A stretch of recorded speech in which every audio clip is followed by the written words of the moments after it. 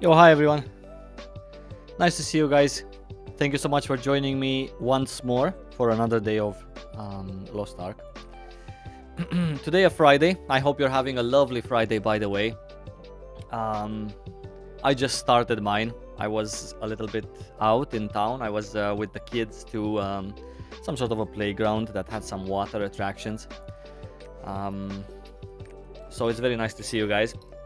If you have any questions, very happy to answer them. If you have anything that you would like me to take a look at or give my opinion on, please join my Discord. Is linked in the description of this stream. And let me know there in the general chat room. I'm gonna keep an eye on Discord. Today a stream for a few hours, same as always, maybe 3, maybe 4 hours for today. Spoiler joke. Thank you to my Romanian fellows in the chat, and wherever you're from, I hope you're having a great day. I haven't yet redeemed my new login rewards because I really do not know on which character I should take this. Granted, you can store it in the roster warehouse, so it's not the biggest deal. But yeah, I just don't know yet when I'm gonna need it. Tomorrow or on Sunday, of course, I'm gonna be live again, and we're gonna do some honing stream. Because I have 2 characters to hone this week. One of them is going to be my scrapper, which I would like to get from 1340 to 1370, and afterwards I would like to do my content on her, the 1370 content. And the other character that I would like to hone this week is my second destroyer, which I would like to get from 340 to tier 2, right? So from tier 1 to tier 2. Yeah. Go to sleep, Saivo. I just woke up like 6 hours ago. Title said I should say hi. Yeah, thank you for coming by and saying hi, guys. Just reached 1400 on my Glavier. Congrats. Zdravstvuyte. We have some Russians in the chat as well. Why don't I stream on Twitch? I'm not yet decided. To be fair with you, I honestly believe that if you're streaming on Twitch, you should make it your full-time thing, if you know what I'm saying. You cannot be a stinky casual streaming on Twitch. And since today is probably my, I don't know, 20th day in my lifetime streaming. I'm very new to streaming, by the way. I do a lot of YouTube content, but streams not that much. So I'm still undecided whether I should stay here where I already have a platform, or I should go to Twitch. I believe that if you go to Twitch, you sort of make a commitment to yourself that you're gonna go full hard on streaming. At least that's how I feel things should be on Twitch, since it's just a streaming platform. But right now I feel very comfortable being here on my YouTube channel to stream. Very thankful for the people who watch me. Even if I don't take advantage of both of the platforms, I still have you guys, and together we're gonna achieve greatness.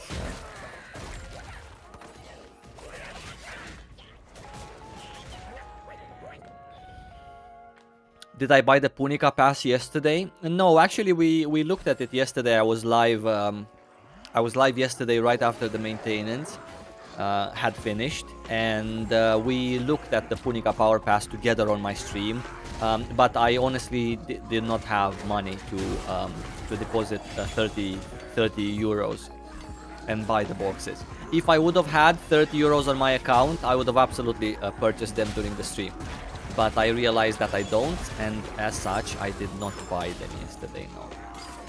Of course I feel bad not buying them, because as we discussed yesterday, they are of mega value if you want to spend some money in the cash shop. However, it is what it is, right?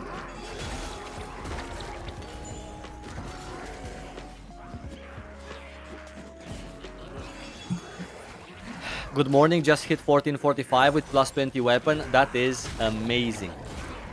Good goddamn job. Good job. At 14:45, you're ready for Valtan hard mode. Not that it absolutely matters, that you should absolutely do Valtan hard mode as opposed to normal mode. Most importantly, at 14:45, you're also ready for Vikas normal mode, which is very nice. Congrats.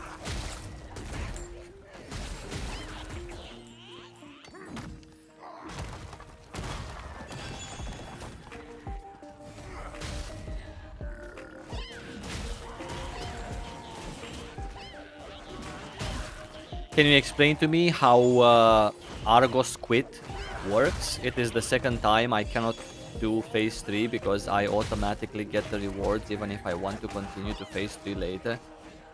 I don't understand what do you mean by continue to phase 3 later. How Argos works is that after every time you finish a phase, you have an option to continue and to press to move on, right?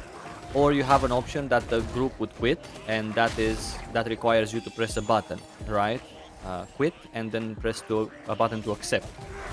That's how you quit Argos at whatever stage you want. To come back later in Argos, no. You come back later in Legion raids because they have gates and they save your progress. Yeah.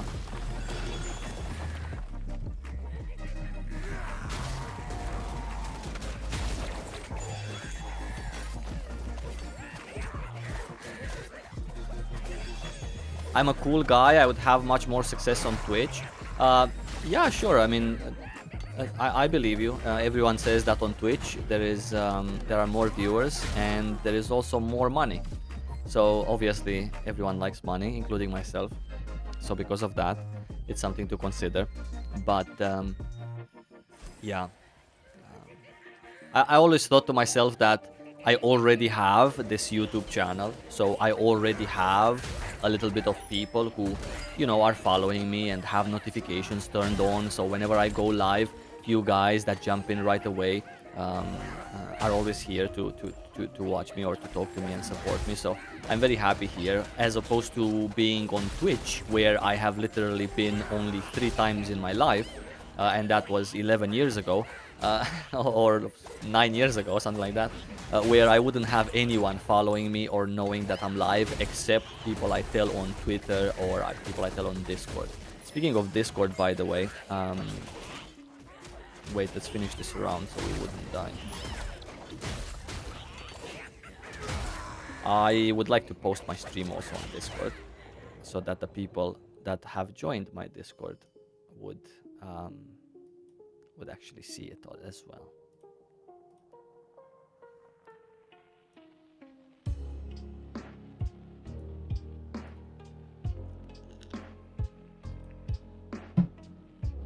I have a role here on my Discord channel, cyber notifications, so whoever's interested can actually see.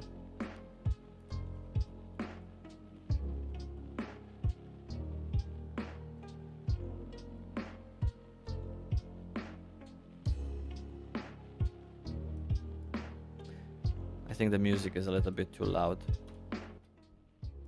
Yep, this is much better.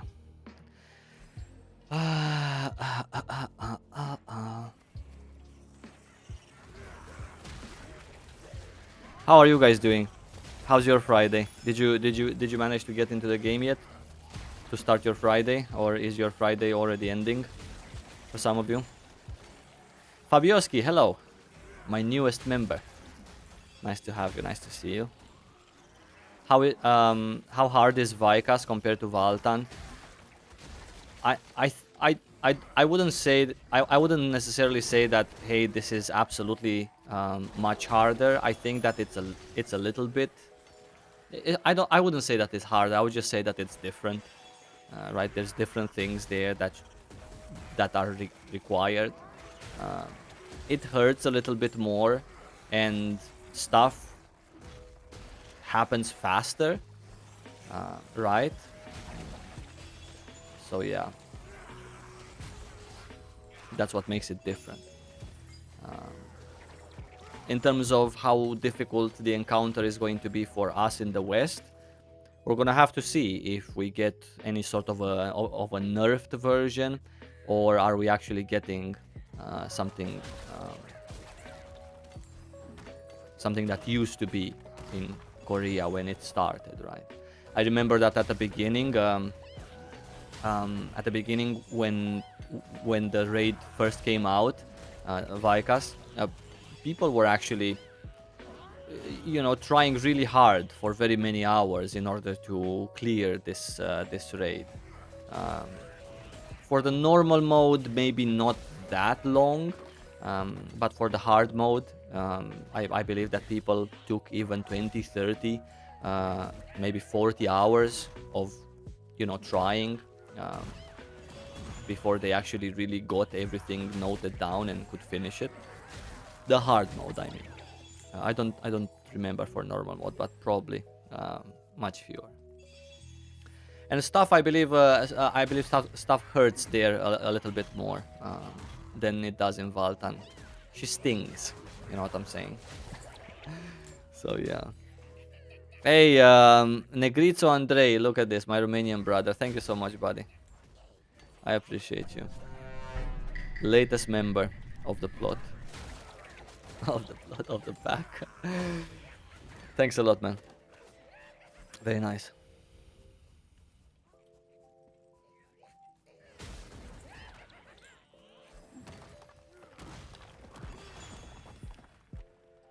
What's my take on Spirit Absorption on classes like my Destroyer or your Scrapper? I think Spirit Absorption is just a bad engraving, right? It's not a good engraving for DPS. Yeah, it's just not. I can see Spirit Absorption working on some builds that are meant for mobbing, for example.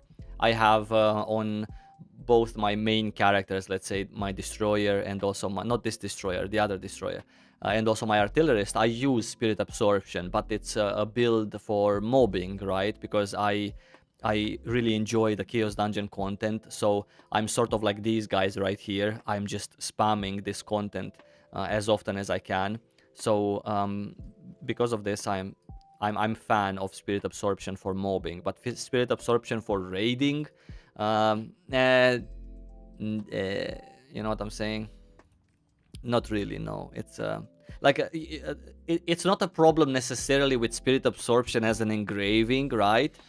Just because it simply doesn't give you more attack power. I understand the value of moving faster, getting out of mechanics sooner, using less pots, or even managing to survive with the 9 pots you do have, right? So I get the appeal, and also casting your skills faster, right?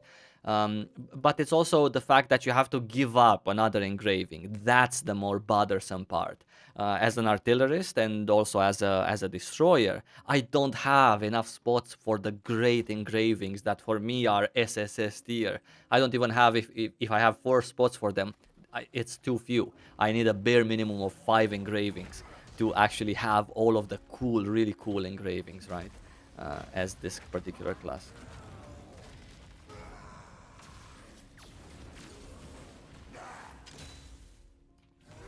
So that's the bigger problem.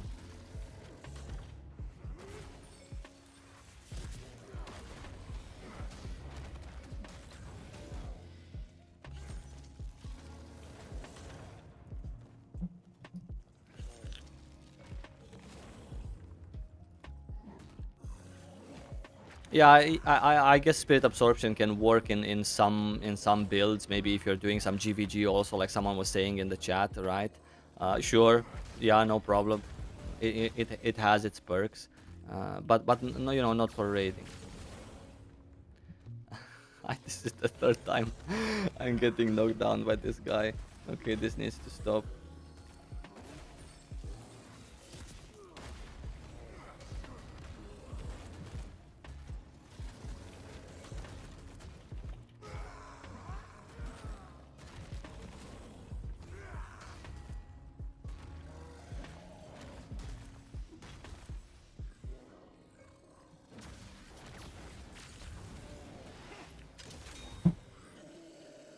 Someone else finally catches me live. Nice to have you guys. Thank you so much for joining me. Currently, we're doing, you know, the daily things on our characters. This lobby destroyer here that I'm doing Urnil on, I know it seems like, hey, why am I not buying all of the materials needed for every character to just push it upwards? Well, this is not really the way you get alts pushed upwards by buying everything. Of course you can, it makes life extremely easy, but I prefer to do 1 week or 1.5 weeks of actual content on that particular class in that tier before I let's say buy the little rest that I'm needing and get the character or an alt to you know, 1370. The goal with this lobby destroyer is to actually get him to 1370. So this week we're gonna get him to through tier 1. Oh fuck. And then next week we're going to get him through tier 2. It's basically a 2-week process, and then by the beginning of the 3rd week this character is already in tier 3. And then at that time in tier 3 I will purchase a couple of materials so I can skip the 1303 or 1302 to 1370, right? Plus, of course, whatever we put aside for him.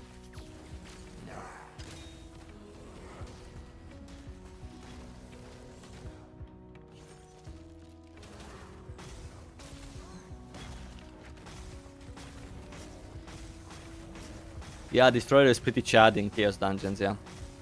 Very nice class. Very nice class in general, overall.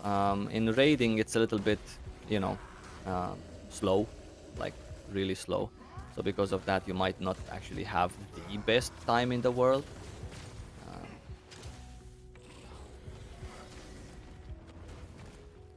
But other than that, very survivable, very badass in general.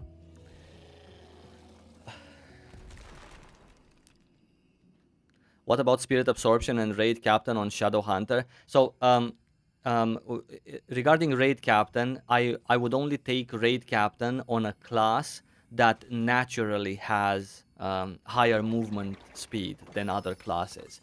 Like, for example, a Summoner, right? It has a skill that permanently increases your movement speed by 10%. Now, that adds a little bit more to the Raid Captain than just having Raid Captain as a static. Shadow Hunter, yeah, sure. This is also a good choice. But would I use Spirit Absorption just so that my Raid Captain Engraving would actually do more? I don't know. I don't know. Are you playing a swiftness build? Because honestly, if you have like a lot of attack speed, right? You use Spirit Absorption. Then, you know, I don't see how you would play a long cooldown build. It's just, I know, it's just, for some reason having, I don't know, for some reason putting your Spirit Absorption to use more often, as in you have shorter cooldowns, and thus you reduce the animations of those cooldowns with Spirit Absorption much more often, seems a little bit more valuable to me than just basically having Spirit Absorption because you have attack speed on your low cooldown skills, on your high cooldown skills. So I would think a little bit more before. How many a time am I missing the big bonk just because he moves right to my ass? Yeah. Right. Anyway, so I don't like builds that really don't make sense, and I also don't like to build my character in a way in which, I don't know, the class is not meant for that, yet I'm just putting it on me, so sort of, I don't know, so that I would have it easier mode, but at the same time I don't really do much DPS because I'm giving up some pretty interesting things. Again, the second time this, I'm gonna count how many times am I missing my my big bonk. Okay, this was the second time this run. Because in Lost Ark nobody can count how much DPS you're doing because there is no DPS meter. It's only at the end, maybe occasionally you're in a Guardian raid and you can actually see an MVP screen where someone did 40%. So you can imagine that the rest of you did the other 60 altogether. That's the closest we're gonna get. So because of this, you don't know how much DPS people do. And if I see someone with Spirit Absorption just because they attack faster and I don't know, they can, I don't know, their life is just more comfortable, but at the same time, or they're sleeping on the keyboard, but they're losing DPS because of this. To me, it's not really worth it.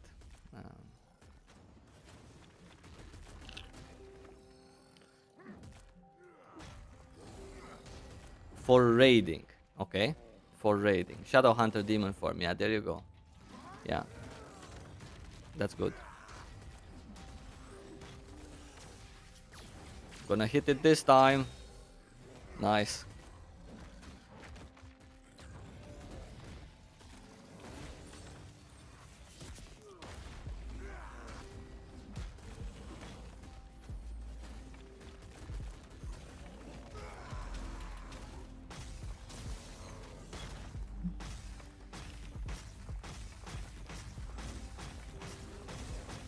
Thank you for the good wishes, guys. Thank you for coming to say hi. I appreciate you. I'm doing very well. I just started my Friday. I was a little bit out in town in the morning, and now in the afternoon after reset. Always very excited at 1 p.m. my time, because that's when the reset is.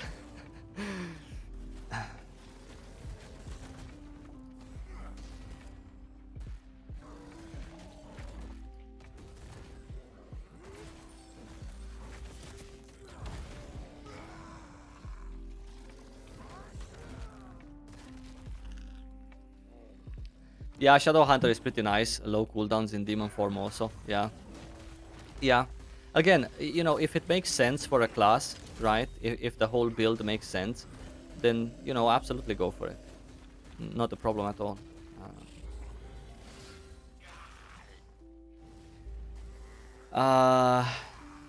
Stoops said the other day that he wished you stream on Twitch. Stoops, what a nice guy.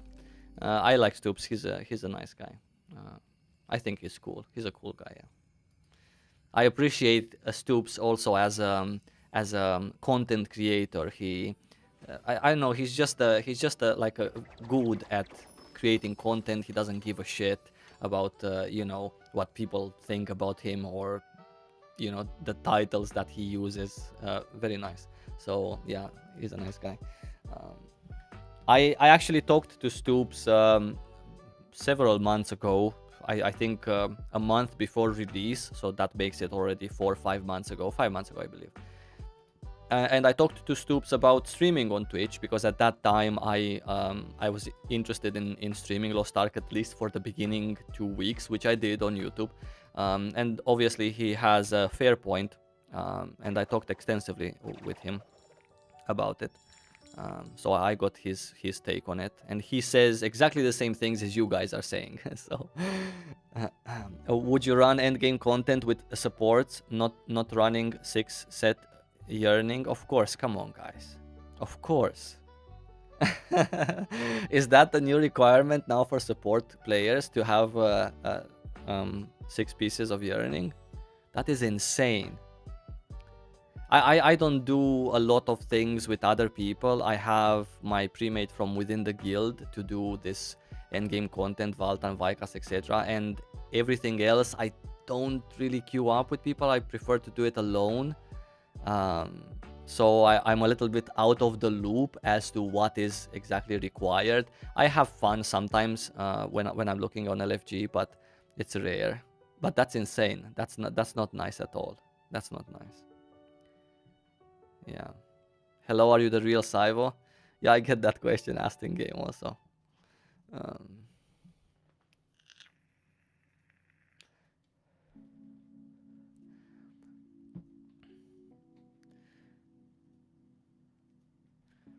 5 engravings for Demonic, Hitmaster, Adrenaline, Grudge, Raid Captain.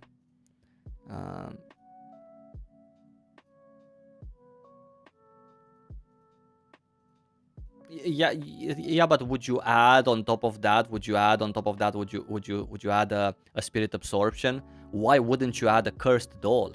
right?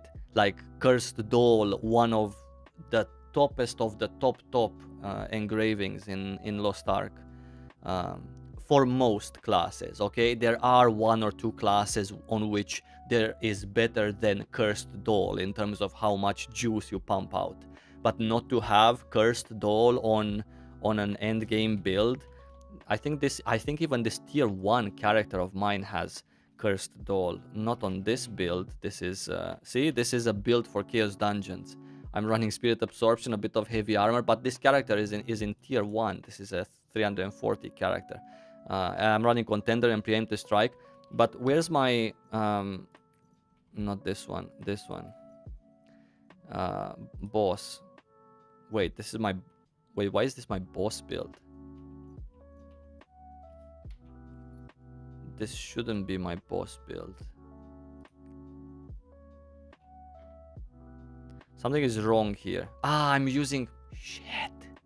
I'm using on boss, I'm using mob things. So okay, so I have to use boss things on the boss build. Anyway, my bad. And on mob, it's mob. So I had 2 times the mob gear presets. My bad. Okay, so if I use the boss, I even have Cursed Doll on this tier 1 character. That's how much I personally enjoy having Cursed Doll. Of course, I believe that Grudge is better than Cursed Doll if you just think about bosses. But I'm just saying overall as an engraving, such a powerful engraving, Cursed Doll. Someone sent me... What is this? Someone sent me, hey, thank you so much, buddy. I really appreciate it. I think it's one of you who are watching. I really appreciate you. Thank you. Some tier 1 materials. That is awesome. That is awesome. I'm gonna send him 1 gold. Do we send him? Do we pay 1 gold for this? Is this worth it? Of course it is, yeah. Nice one. I appreciate it. So this character is pretty set. We also have 2 of these boxes that we can open. We can dismantle these also for a little bit extra, but this character has a lot of stuff. I think we need about 200k of these harmony shards to finish tier 1. Yes, or was it 150k? I don't remember. We can take a look at max roll, but not today. Today is not a honing stream. We have plenty of these. We have some luck items. I have all the expedition, all the stronghold research done. We have a lot of these, and I haven't done any of the tower, by the way. I have to do all of the tower as we're progressing with our gear. So very easy to get this character to tier 2 with the help of our friend here also, which I'm very grateful. What is my recommendation to get legendary books? They are so expensive. Yeah, you're not supposed to afford them at the moment. Legendary engravings are not supposed to be something that normal people like you and me would be able to afford. It's sad, of course. It shouldn't be like this, but it is legendary engravings. So the problem here is that not very few people should be able to afford legendary engravings, right, at this early stage of Lost Ark. The problem is that many people can afford them because they've RMT'd and got them sort of at 1/4 of the price, which, you know, if you think about the Grudge, to pay 2,000 gold as opposed to 6,000, that's a pretty nice deal, right? Yeah, let's log in here. That's the problem. But in general, legendary engravings should be something that's unique, and you don't necessarily need them because because you don't need to have 5 engravings to finish any mode of Vicas. 4 level 3 engravings is perfectly fine, and you can achieve that with full legendary and +9 on your books. So you really don't need. You have perfect stats. You have 4 level 3 engravings. You have your nice level 6 or 7 gems on you, and that's all you need. Thank you so much, guys, buddy, for the gifts. Yeah, now I see them. Early online today. Yesterday I was online at the same time. On Monday, I believe I was again online at the same time. It's possible to get 5 times 3 without legendary books. That's also possible with really great accessories, of course. We have Thunder Wings in 6 minutes, and we have Moake also in 6 minutes. I believe we can do a couple of Chaos dungeons, and then we can go to Moake. But of course, you know, really great accessories, to have them all perfect takes a little bit more than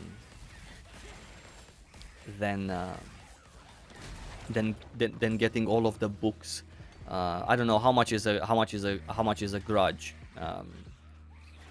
6K or something like that. At least on EU Central, I think it's 6K. So you need 120K, right, gold in order to get the 20 pieces of grudge. That's a lot of gold. With that money, you can possibly do like Damien said. You can just get yourself a full 5 set of really great accessories, even if you pay like 30,000 gold each. So yeah. On this character, speaking of spirit absorption, on this character I also have spirit absorption. This is again another mobbing build.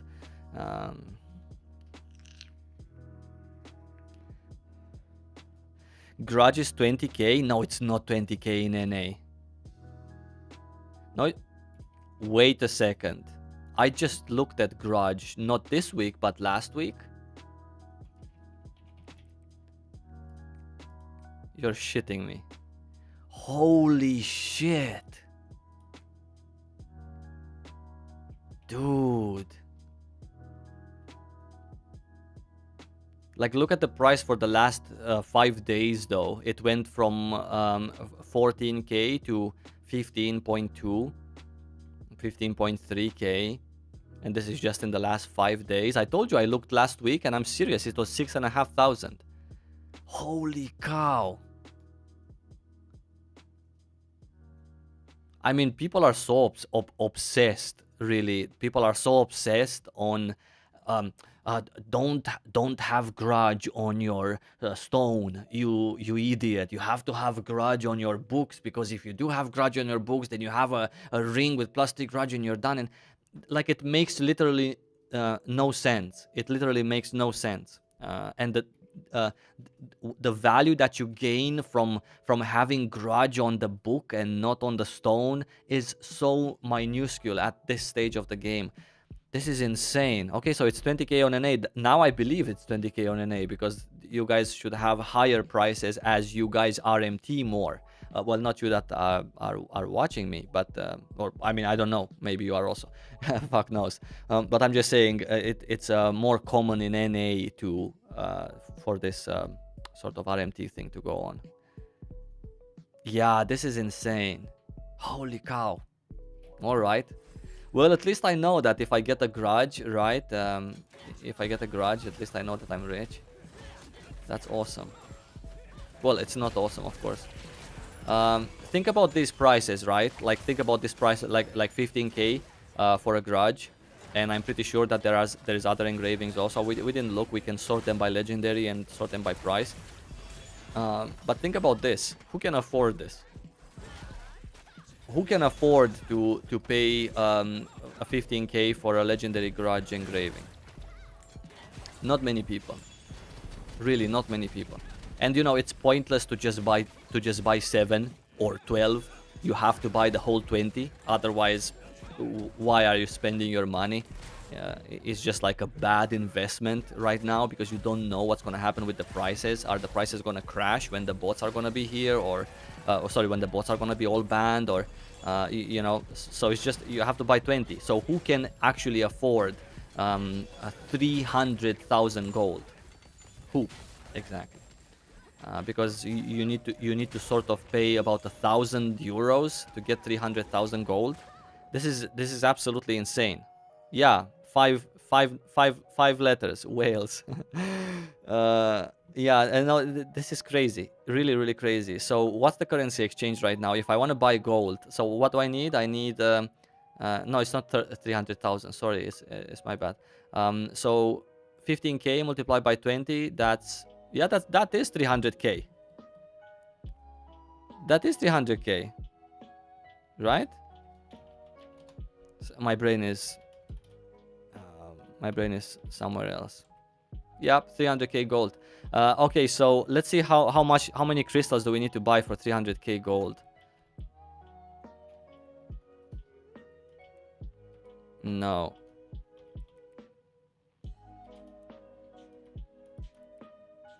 It's sort of like this, right? So I need to buy 73,000 if I want to do it legitimately. 73,000. That means I need to buy this pack. Again, our trustworthy calculator. This is insane, dude.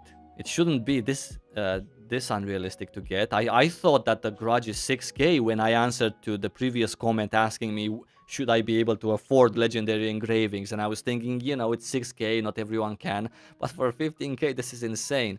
So 73,000 divided by what is this, 12,000.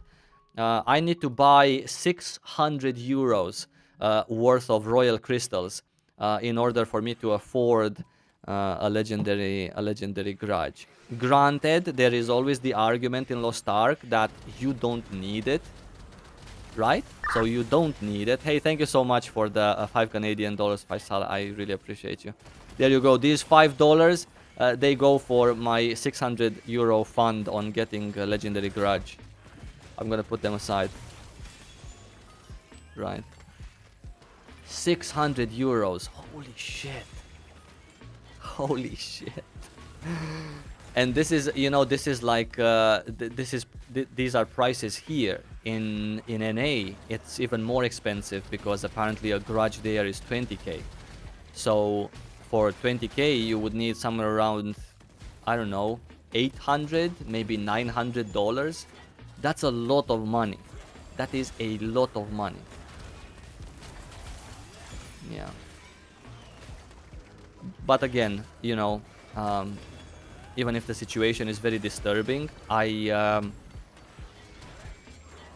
can always go back to saying that you really don't need to have 12 pieces of grudge.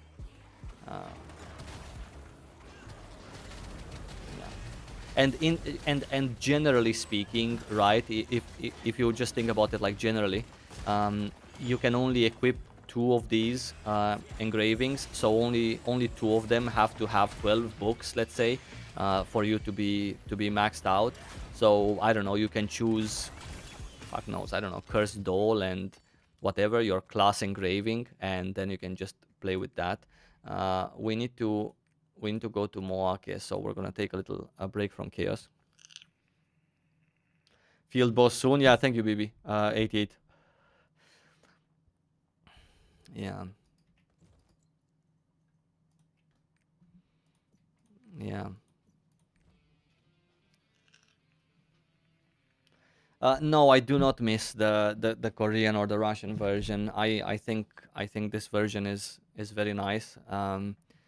There are some problems. There are some problems that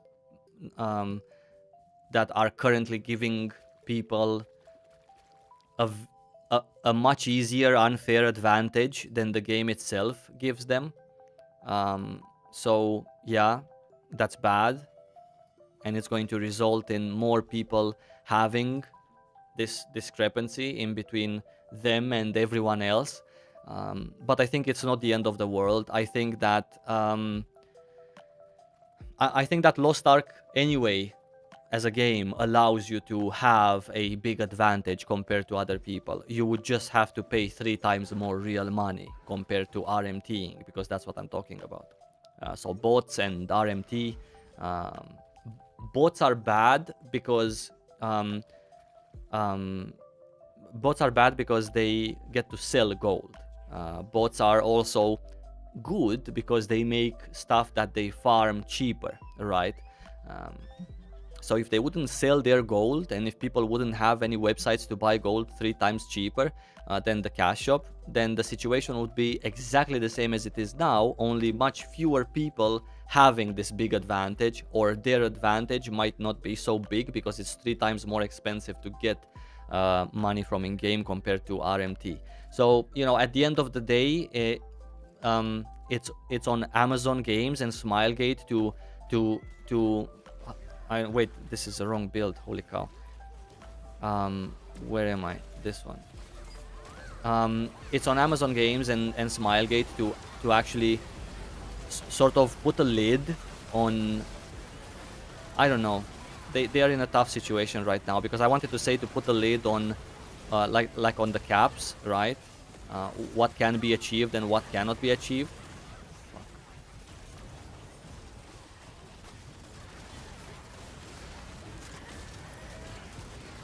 Just a second, I don't want to die. Took some unnecessary damage there.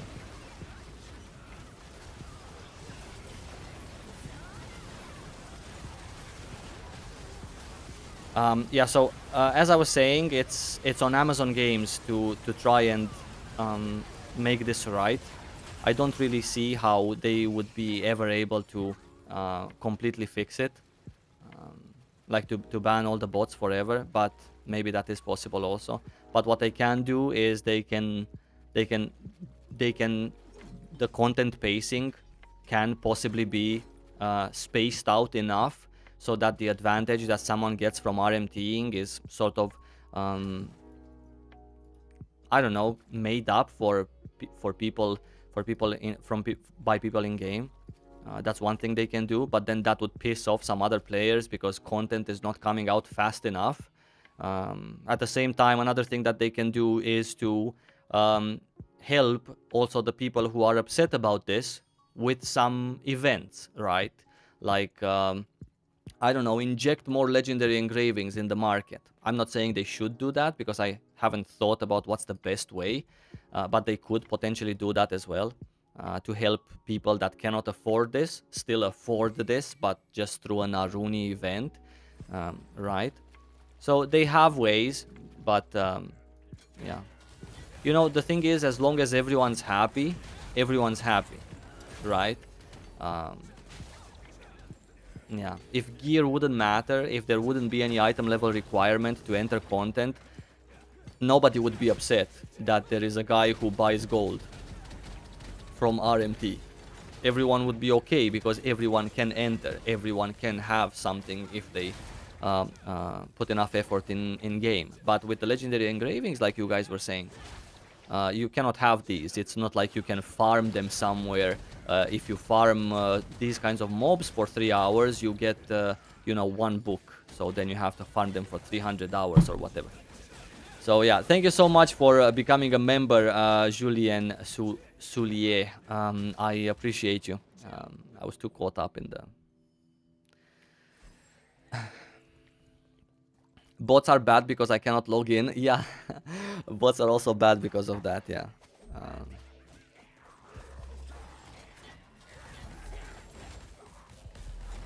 RMT is setting the market price. Yeah, sure. That's also a thing, yeah. If people can afford to pay more for a grudge, because for them gold comes much easier, then obviously they are going to pay more for a grudge, right? And then the price is going to increase because it sells for an amount of gold that you personally don't have. Sure. Yeah. That's another thing that can happen. Yeah.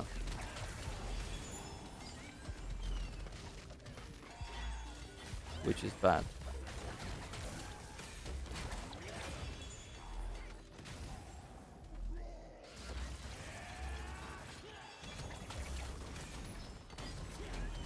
Yeah.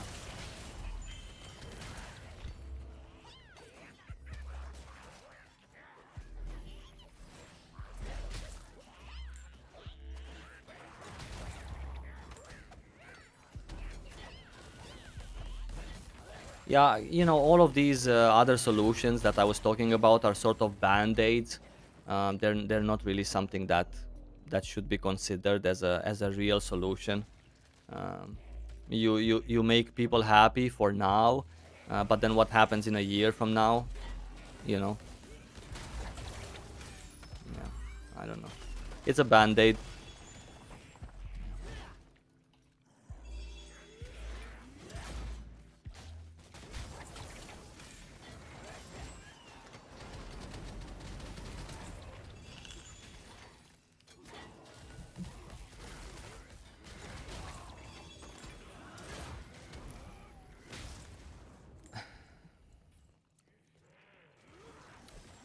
the solution isn't nuclear science, it's just ban the RMTers.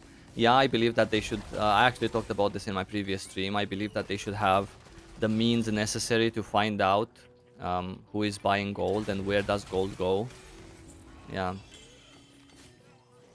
I think that this game, after being out for 3.5 years, should already have a way for the publishers in a specific region to check where did the specific gold come from. Did that person buy royal crystals, or did he sell some sort of very expensive relic accessory, or how exactly did he just get 300k gold over the course of a month? You know what I'm saying? So yeah, they should have this. They should have this at the ready, and I'm actually not sure why they don't have it. I wouldn't be surprised if they just simply do not have this functionality, because you know, Lost Ark, as lovely as a game that they've made, also has some really big minuses. Some things that they just haven't built for, like for example server transfers or server merges, or the server caps that have to be divided into several regions just because, and you know, the economy can never work, can never split in between different regions of the servers. So it has some things that you can see it's sort of a 2014 product. So I wouldn't be surprised if they really just cannot tell somehow who's buying gold, even though this should be a feature that MMOs have since 2002. But no, God knows. Yeah, because at the same time, if they don't have this functionality, or if they have it and they just don't want to use it, then that's even worse than just having it, right? Or that's even worse than just not having it, if I may. So yeah, I don't know, stuff is getting more expensive, but at the same time, even if things are getting more expensive because of RMT players, you are also participating in the game, so you also take advantage of higher prices, right? Granted, there are some things that are way higher just because the whales or the RMTers want them now, but everyone's already involved here, so it's not like higher prices just affect you and you don't sell for high, you just buy for high. You also sell for higher, so yeah, no, it's not good, I'm just saying.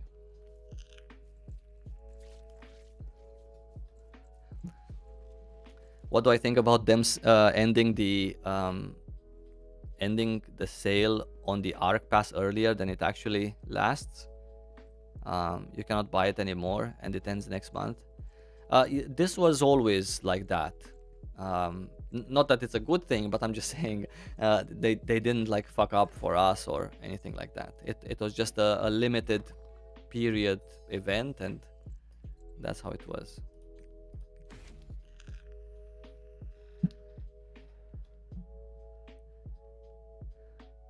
How does Russia deal with RMTers?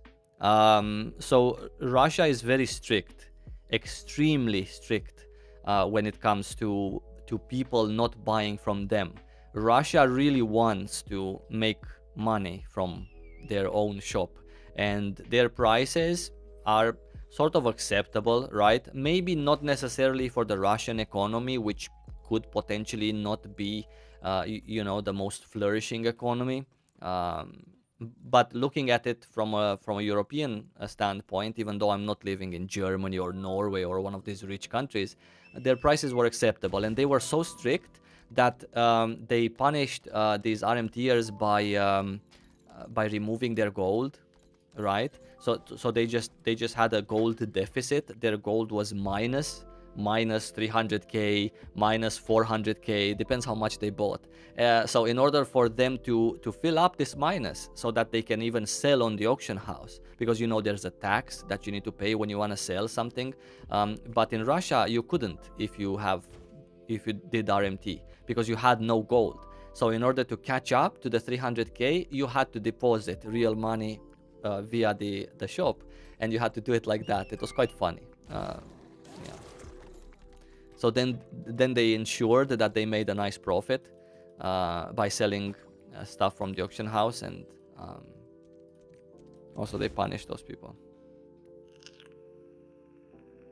Is it true that this game's players are about 90% bots? No, no, that's not true. No, no, that's not true.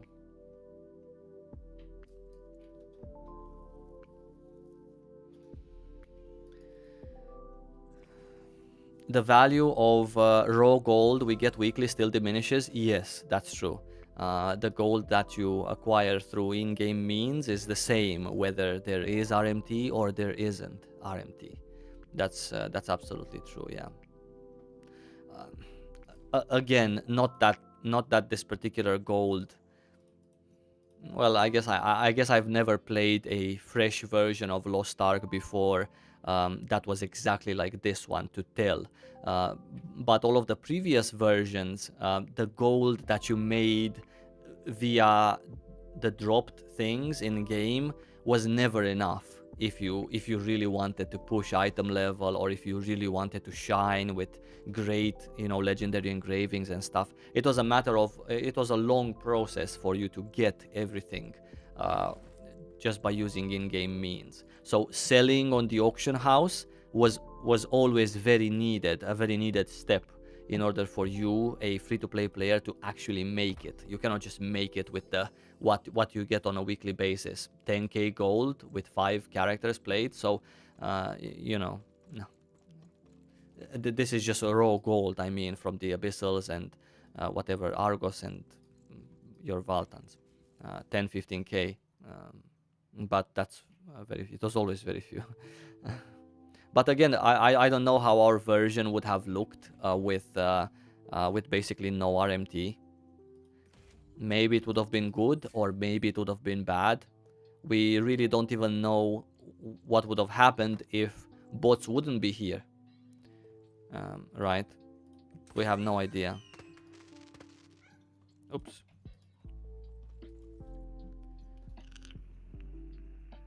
Maybe they somehow knew that the honing costs of people trying to push item level are so high that the money they would just get from in-game would not be enough, neither would the money from the currency exchange or whatnot. So maybe they just left these on purpose.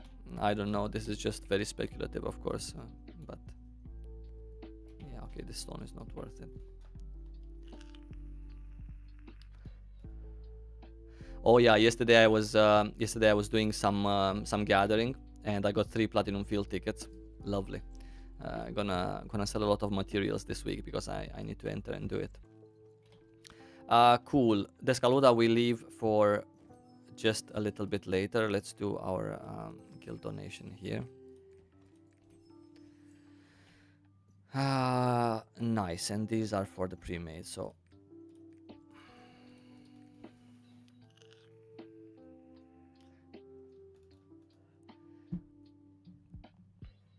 yeah.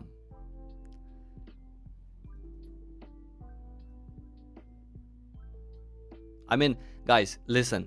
If it takes Smilegate so long to decide on an update or on some patch notes, or if they find still critical errors, whatever they mean by that in the patch releases that we have, imagine how long it's going to take them to actually fight a real fight, which is this fight against bots. It would take them an immense amount of time if a patch notes takes them so long. I mean, there's even a meme, right? Mid of June, because they kept saying like the middle of June with the patch notes. So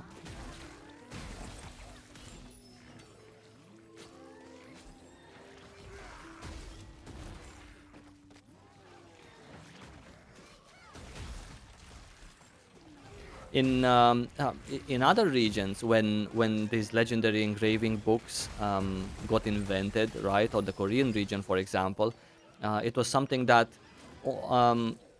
very few people could afford because it was not there before, and then all of a sudden it was there.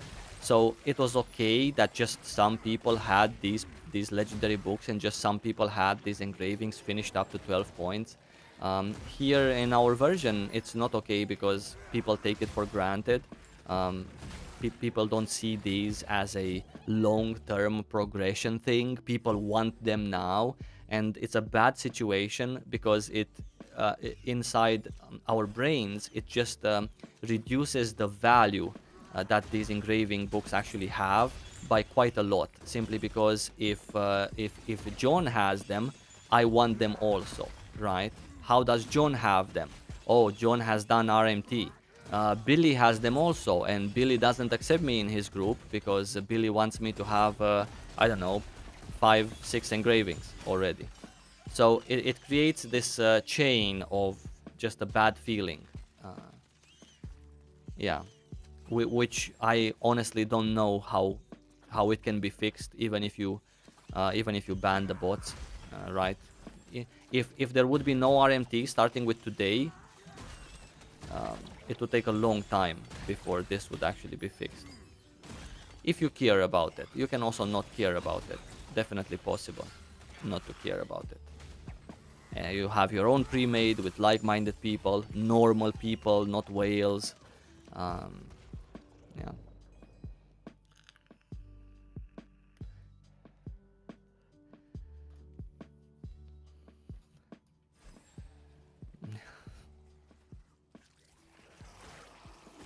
Um, yeah, I think actually that's a good question. Who bans people? I think Amazon should ban people. I think they are the ones who. I don't know how Smilegate would take care of things themselves. Then again, it's a gray area once more because we have never been told what Amazon is doing and what Smilegate is doing for the game, right? We still don't know what the distribution is. We can only guess. Amazon takes all the punches, obviously, because it's their job as a publisher. They just take punches.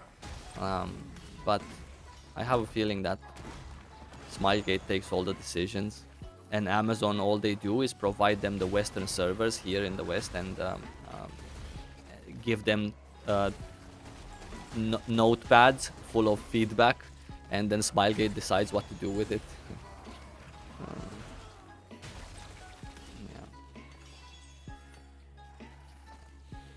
Yeah, usually publishers are handling the moderation, right?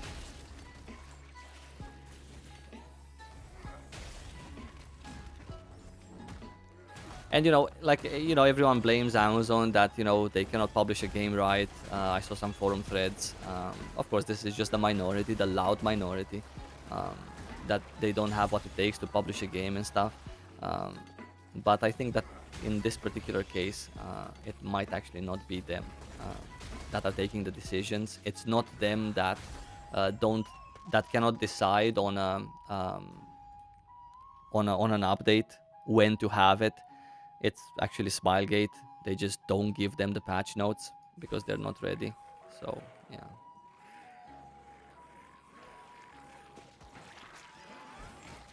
Wait, am I running without?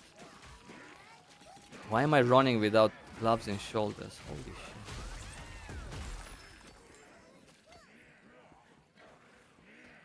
Smilegate is busy celebrating 800k players. Yeah, I saw that also. Yeah, that was that was a little bit cringe. Yeah.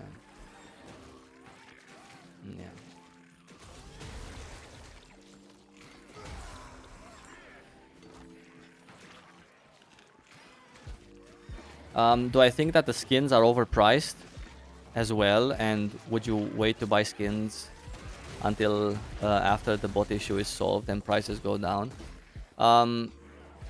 Me personally, I would wait to buy skins until the next update when we're gonna get legendary avatars.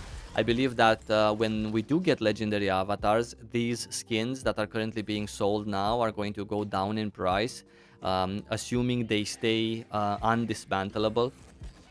Because for the legendary avatars, which is going to be the new fad, you need skins that you can dismantle. So generally, what you craft from the Yoz's jar is something that can be dismantled.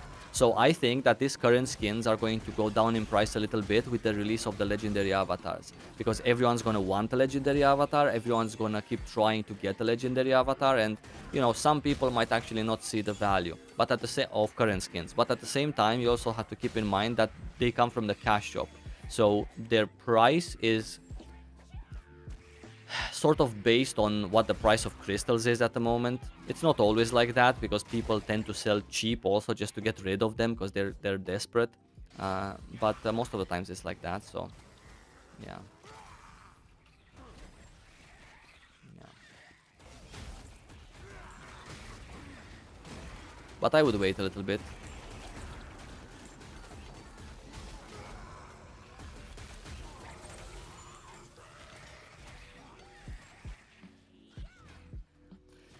People were defending the VPN ban.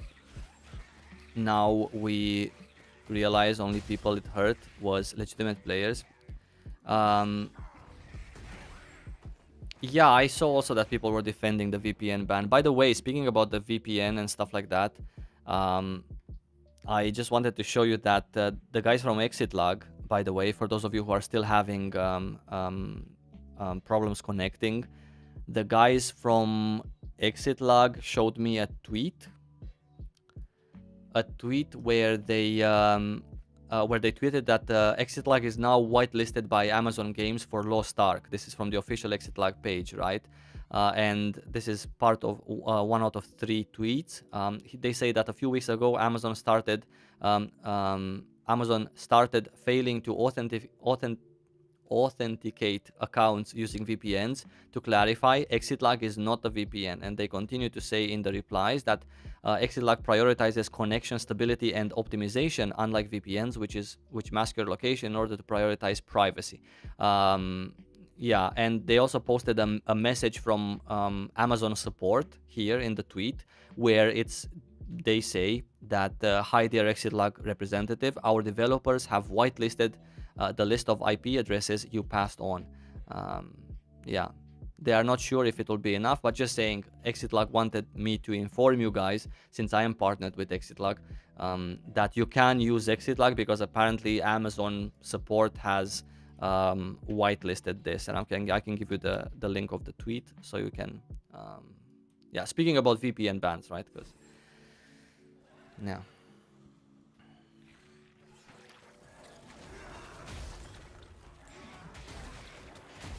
You know, looking at them and what they are actually doing, right?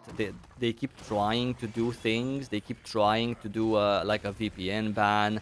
Now there's a bot ban. They did something before the VPN ban also to try to get rid of bots. But whatever they're trying to do is not working. So that kind of tells me one of the two things: either they literally don't have a solution to deal with it, like a proper solution to handle bots, because they were not ready with it, or maybe they just don't necessarily want to get rid of them. But that's kind of stupid to assume, simply because they can make more money from these whales if they buy from their cash shop. So yeah, just saying.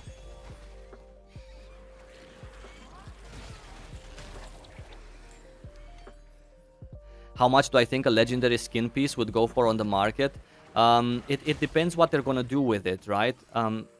Because they might actually change the Yoz's jar system. It got pretty negative feedback. The whole idea of, let's say, an RNG skin, that you need to go through RNG in order to craft it, right? So because of this feedback, and because people were not happy, I have reason to believe that they might actually make a few changes to the whole system, right? So it might not be so random for us. They might change the whole the thing completely. So I cannot say how much it's going to cost. It depends on if it stays the way it is or not. If it does stay the way it is, seeing how many whales we have, especially for you poor guys on the NA servers, I think that a minimum of 100k would be a good choice, would be a good number to for a 3-piece costume.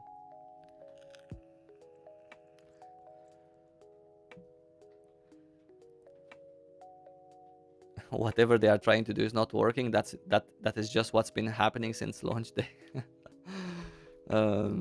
Yeah, they were faced with things that I would have hoped would not be the case. Yeah, they were faced with, hey, we can get a couple of Wunas, huh? A couple of Wuna bags. Let's go get a couple of Wuna bags, shall we? They were faced with some things that I would have hoped that they were prepared with. Yeah, like the different regions that they had to open, like the Europe West region, because there was just too many people on Europe Central. I would have hoped that they actually just one Una bag. Not even a blue ingot. Holy fuck. 1.1k gold. I'm from Kadan, Checkmate Guild. Nice to meet you. Nice to meet you. Someone made a calculation saying you can get the entire set for about 100k. They did, yeah. That doesn't mean that it's going to be like that on the auction house. Maybe you can get it yourself for 100k, the entire set. But buying a specific piece from the auction house that you might be missing or you might get really unlucky with, that's what I was talking about, because someone was asking me if how much do I think they're gonna go for on the auction house. Yeah. Supercharge Kim Blunt. Even though Supercharge, I believe, is quite a weak engraving, especially when you don't have enough engraving spots, we can still keep this and maybe attempt to...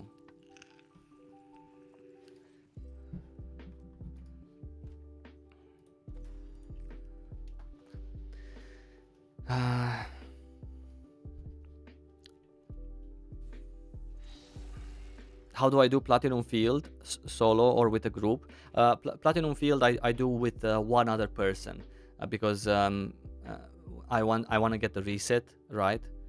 So alone you can get the reset alone, but it requires that you would carry four things yourself, which is just $100k or euros.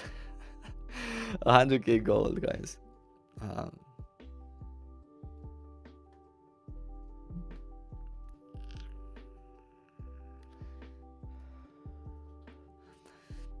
Someone in chat was giving their opinion on we have to do our dailies. I forgot, I just took them on the VPN situation, that ExitLag is still a VPN. Well, okay, ExitLag is or isn't a VPN.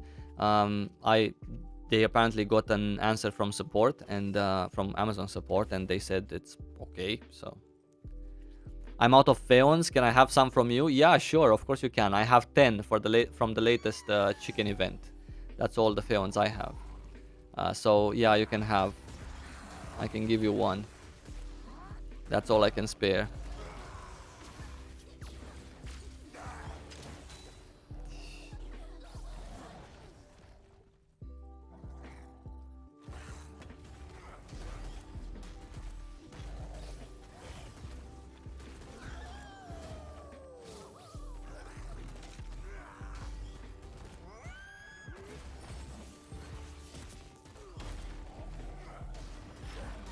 I didn't catch the counter.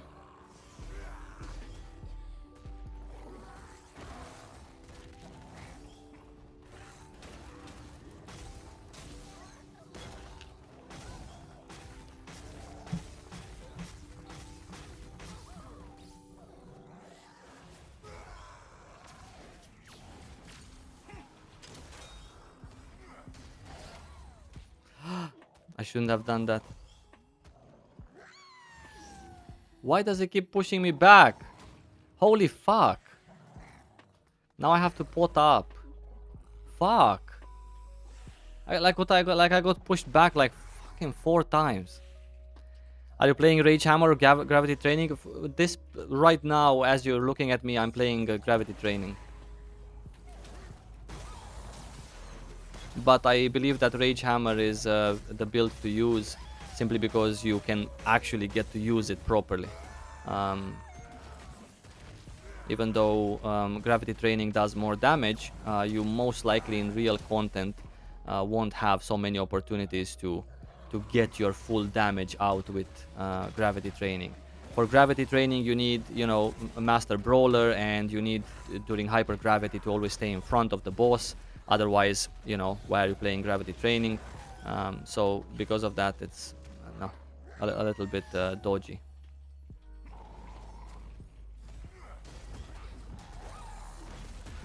But again, Rage Hammer simply does more damage on a stationary dummy.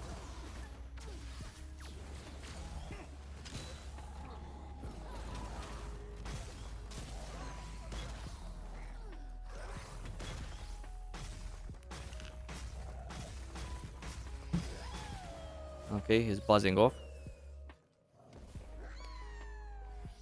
Rubber banding, probably lag. Yeah, this lag cost me, you know, a quarter of my HP. I'm good, thank you so much, guys. For those of you who are asking in the chat, how am I? Very nice to have you. I'm very good. I'm just doing a little bit of, you know, the daily content. Get some stuff out of the way. Preparing for a honing session, which will most likely happen this weekend, either Saturday or Sunday. I don't generally hone very often because I think it's depressing. To keep honing, you fail too much. So because of that, I have like periods of 2-3 weeks when I don't hone at all, and then one day I just basically have gathered enough materials for all of my characters to hone, and I hone a lot during those days. But yeah,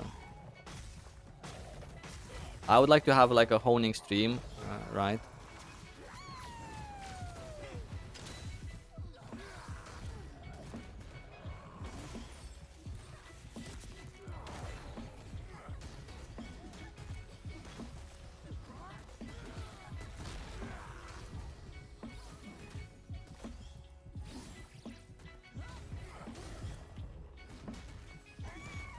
Need to pot up. So I used one pot. Actually, I think this was my second. Yeah, this was my second pot.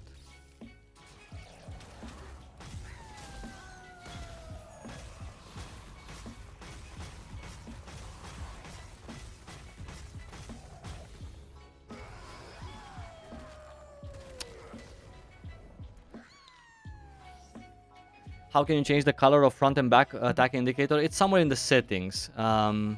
Wherever you have the indicators, the settings for the indicators, you have there. I have 5 alts at 1370 and main on 1475. Should I push alts to 1415 or wait for the stronghold buff? I think you're good. I think you're set. I don't think you should push them to 1415, even though it gives you access to Valtan. So you have to push them to 1415 when you can add a Valtan normal mode in your routine as well. So just keep that in mind, right? You already have quite a lot to do with 5 alts at 1370, but if you can play more, then absolutely do it.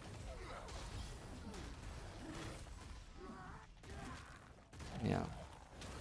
But I wouldn't do it until they give us a little bit more details on the honing buff, which I believe Amazon has no knowledge of. I think they're just asking Smilegate for it, and it might not be really the time for that at the moment. Oh shit. Fuck. I think I'm also gonna use a death this run.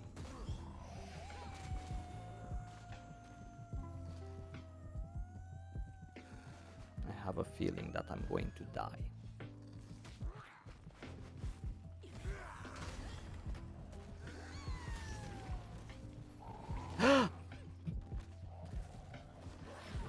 Yep, there we go. Oh shit, I used the feather. Fuck! Why did I... Don't use feathers when you're alone. You can use feathers for harder content, okay? Don't be like me.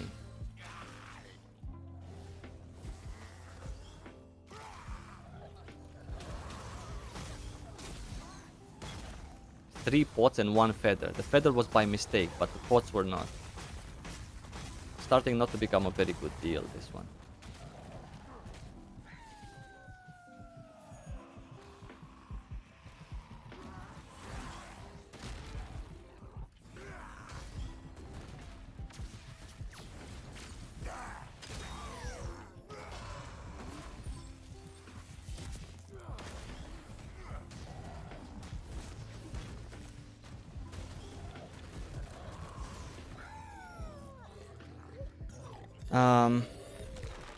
What item level on the weapon does paladin weapon start to glow?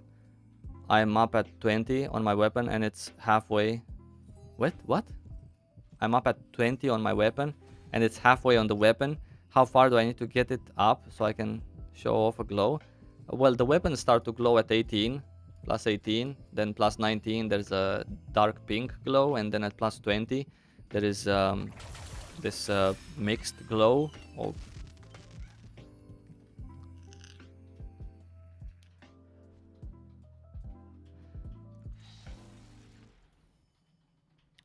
yeah.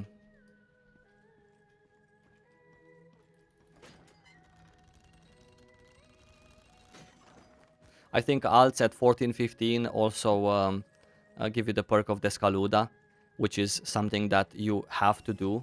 Unlike, let's say, previous Guardian Raid content, which maybe you don't do it on all of your characters, all of your 5 alts. And that's fine, because you can possibly use, for example, the housing to do some of these contents, like, for example, Night Fox Yoho or whatever, right? You still, most of the times, get good loot, and I think that's fine. But if it's about Descaluda that we're talking about, then you know that right now is pretty hype, so I wouldn't necessarily want to miss it. So I wouldn't want to do Guardian Raids with Energy of Repose, so I would feel pressured at 14, 15 to actually do the Guardian Raids every day. Yeah, but it's good value. It's hard though. It's not that easy. But you can start one by one, right? One character at 14, 15, and then another character at 14, 15.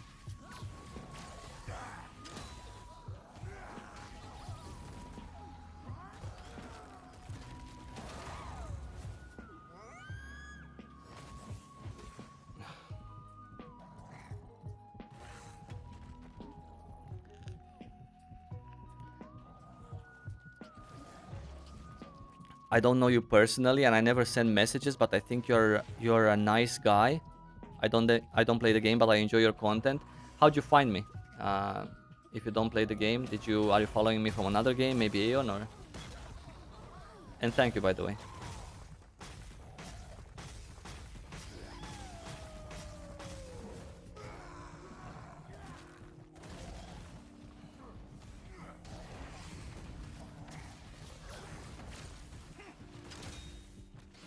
Do we catch an awakening before he fucks off? Yeah, we did. Nice. Crit also.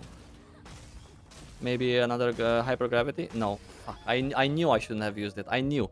Because I knew he would fuck off, but fuck. Got greedy, really greedy.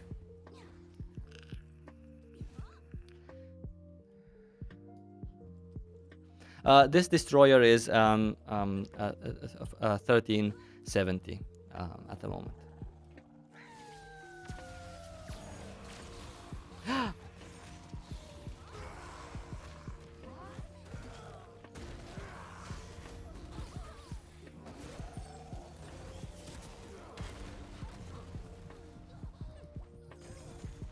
God, I used the pot and I still died. I'm Futurum in the chat. Someone is look at my weapon. It's barely growing. Let's inspect this person.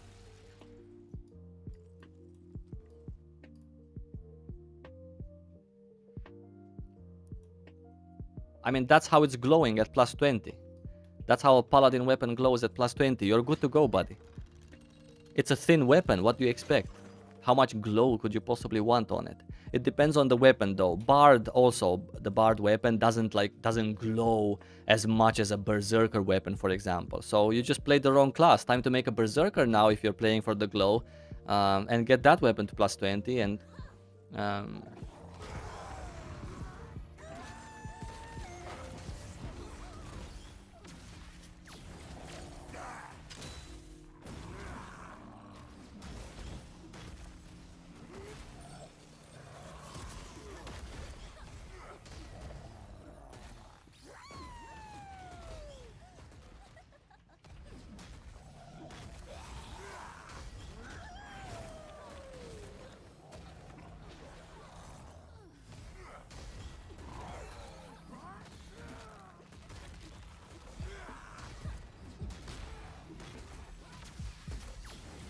Nice, nice, nice.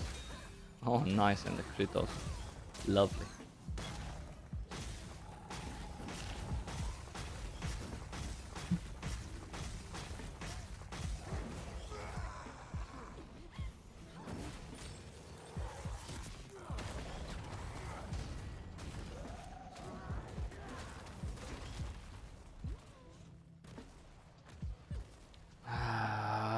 I get always greedy with my destroyer. I feel like I'm some sort of a immortal god, so I should go gun lancer support. No, of course not. Yeah, or gun lancer. Yeah, gun lancer support. Yeah, yeah, you should because you're the paladin guy, right? Yeah, yeah, of course. For you, absolutely, yeah. Destroyers should have been dwarves. I completely agree with that. Yep, 100%.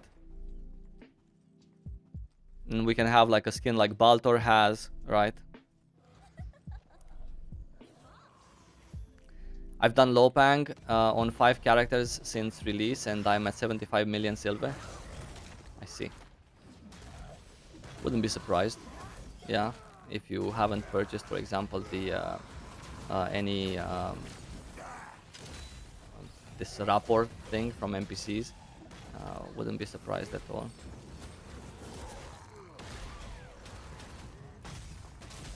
Used pot number, what is this? Pot number 3.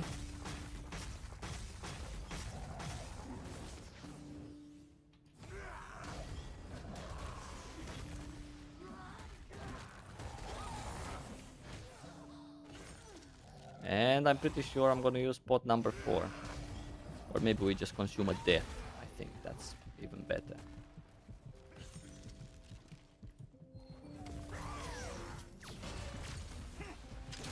Didn't have time to cast my skills there, so I had to use a grenade as well.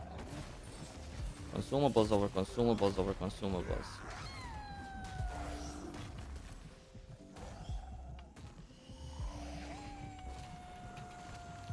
I thought I have gravity.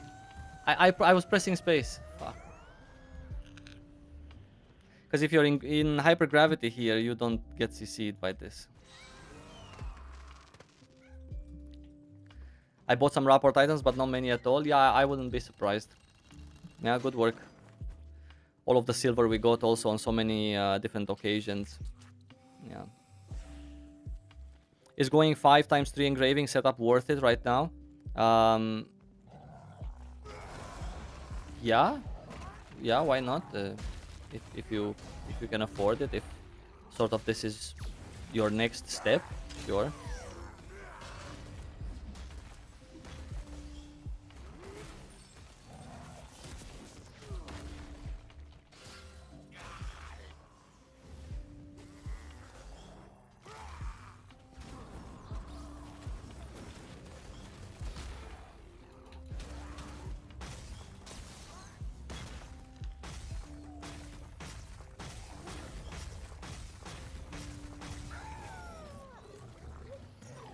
Do you know out of your head what Vika's hard gives? Yeah, the same things as Valtan hard gives. You get your chance for your accessories, relic, you get your pieces, 12 of the mat for the gear, the wings. Or you mean in terms of gold? Don't remember by heart. Was it 3,500? Cannot say. Right, we're done here with the Guardian raids. Would I buy the legendary card packs from the Stronghold merchants? No, absolutely not. No. There's a very bad RNG in Lost Ark. Um, uh, you know, with this game, I'm always thinking that everything that's RNG is sort of like a waste, because most likely you're not gonna get what you're looking for. So because of that, I'm always very weary when it comes to buying things. I'm paying a real currency, right, for something that just most likely is gonna give me a green card. Isn't there a different, better place that I can do or buy or spend things on, right, than that? So, yeah, no, personally, I wouldn't do it. Where are we and what did we want to do? We wanted to do the daily quests, right? We have taken all of them, and we're gonna just quickly do them. Yeah, of course, and some other people in the chat, you guys also know, right? Legendary books from Vikas. Destroyer hits pretty hard, but hits not so often. And, you know, these hits that you see here are granted on appropriate content. I have an appropriate, let's say, weapon for this particular content, but they are with a lot of specialization, right? That's why in hypergravity I do 1 million damage. Yeah, you wouldn't necessarily play a gravity training build in Legion raids, because you're literally not gonna take a lot of advantage of it.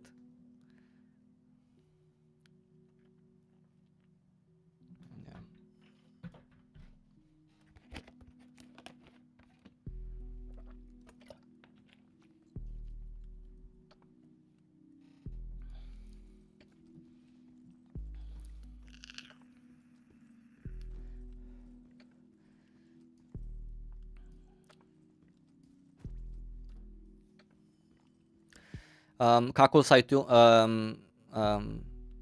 Cook Satan no sooner than September. I don't know. Might be in August also, because if Vikas comes this month, and then next month there's nothing, well, there's the Arcanist, then Cook Satan can possibly come in August. Depends what they want to do. I think they want to catch up. Someone was saying in the chat, I read it, but I forgot to answer. Someone was asking if I think we're gonna catch up to Korea pretty soon. I think that's their goal, yeah, to catch up to Korea pretty soon. And I think that when we hit a full year, like next year in September, we would be sort of caught up. I don't really know what they're gonna do with content, because we're getting Vikas this month, but besides Vikas, there's just 2 other things, right? In terms of Legion raids, right, which is the thing that everyone cares about. There's more Guardian raids as well, but you know, people wouldn't be happy if that's the only content that comes out. But the big stuff, where we have Vikas, Cook Satan or Kaku Satan, and Belshazzar, right? So there's 3 things, out of which one is coming this month. 2 other big pieces of PvE content to go through, and we're just in the 6th month of this year. So because of that, I think that there is a possibility for Cook Satan to come in September, so that they would space out content a little bit more. Yeah. Definitely August. Yeah, you know, that's what we think, but they might have a different plan. You know, they might want to let people catch up more or whatnot, because, you know, increasing, you know, putting a lot of burden on players. I get it that, you know, most of you who watch me are ready, 1460, 1475. You're ready whenever you need to be ready. I'm the same. Whenever my pre-made needs me, I can easily be ready. But there is very many people who feel, let's say, sort of a little bit of pressure that every 2 months there's a big gap that they somehow need to make up for, and some of them cannot without real money, because they only play like 2 characters or whatnot. So yeah, Yeah.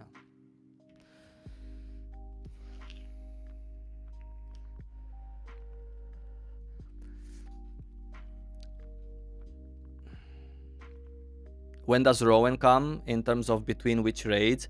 So Rowan is a 1445 content, right? It came out in Korea after all of these raids because it was obviously not ready before. It was being developed, so we cannot take that into consideration. We cannot look at that. We also cannot look at the Russian nor Japanese version. So we just have to look at our own version. Very easy for... wait, let me just log into my artillerist and do a lush read. It's very easy to add Rowan at any time they want, really. There is nothing stopping them. Yeah. But yeah, it's not a big piece of content. It's something that if you do it, it gives a lot of honing materials as a reward if you go there and play open world PvP. But of course, the do we have a port in? Yeah, we have a port here.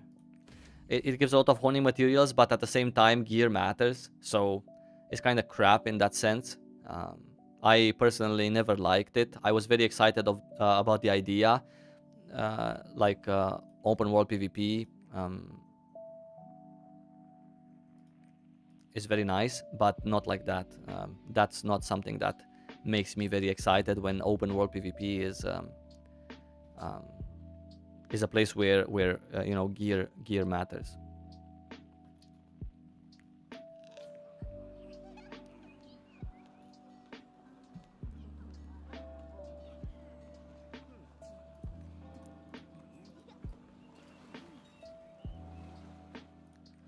Where is Lush Read? No. There. All right.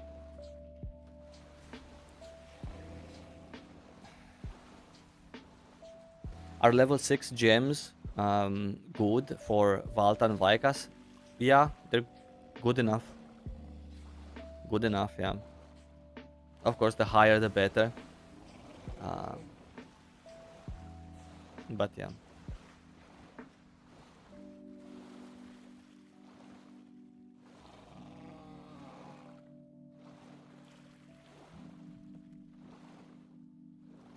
Someone was asking me what are my thoughts about the state of the game right now, because the person quit before Valtan. Okay, I'm just gonna be honest. How can I say this?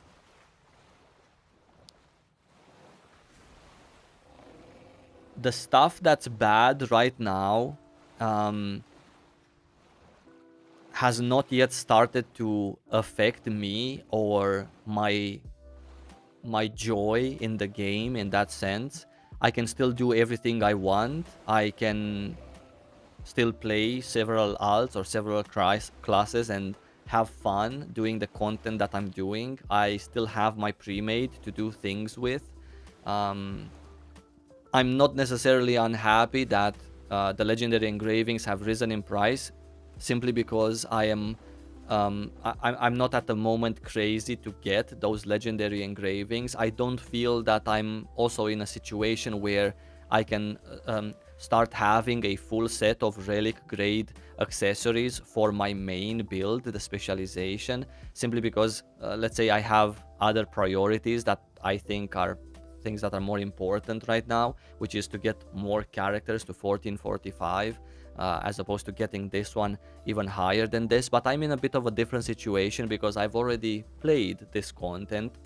So in a way, I feel that I'm privileged here on the Western version, that I don't necessarily need to push every time someone else wants me to push. Like when I feel peer pressure with the price of the engravings, or that I'm LFGing and people don't recruit me because I don't have a legendary grudge, I really don't care. So because I'm ignorant in this regard, I'm very happy myself with what I have, with what I'm playing. I'm very upset at the fact that many players are getting way ahead with easy cheating ways. I'm very upset that they allow not only RMT players, but I've also seen videos on YouTube with players using that hack that increases your attack speed, your movement speed, etc. And that hack that's like with a monthly subscription, right? That's fucking insane. So that makes me be very disappointed, because I know as a fact that if this keeps on going for another few months, eventually the line in between being a shithole and being someone that has RMT'd is going to get very blurred, right? So what I'm trying to say is that eventually, when I open my character profile and you look at this, you're gonna be like, what a fucking asshole, what a noob, right? Is this guy? How is this guy on YouTube? How is this guy streaming and giving advice?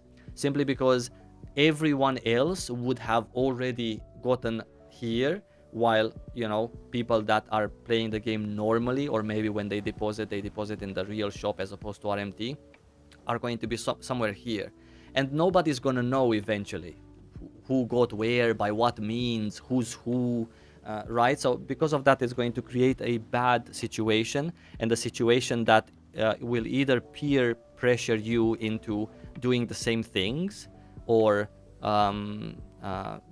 I don't know, paying real money, or playing your life away with 12, 13 characters. Or it's going to make you just have a bad feeling if it goes on for a long period of time. The line is going to be blurred. We're not going to know who did what, and what's okay to have, what's good to have, and what's not good to have. So yeah, that's my... Do I accept donations in game? Send them over. Someone also was telling me in game that my forehead is shining bright today. There you go. Now it's only shining left and right. Okay.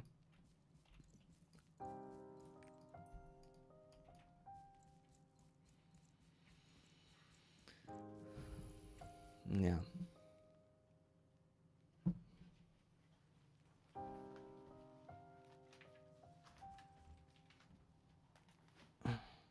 Sorry, I just had to open the window.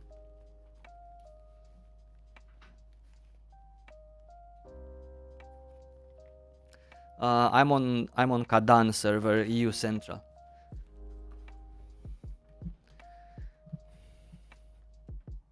Also, your hair looks nice. Come on, my hair doesn't look nice today. I've been to some place where there was like a swimming pool with the kids.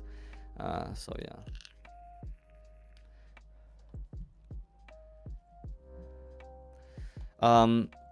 Why Drumbeat over Lash? Was Drumbeat the one that gave you gold? I couldn't care less about which island. Yeah, Drumbeat. Drumbeat doesn't give you gold. So Lash does. I didn't choose Lash because of gold. I really don't necessarily do my islands based on which one gives me gold. I just saw this one and I absolutely hate Drumbeat Island, same as I hate the Snowpang Island. So I wouldn't go there. Unless that's one of my last island souls, which most likely is going to be, but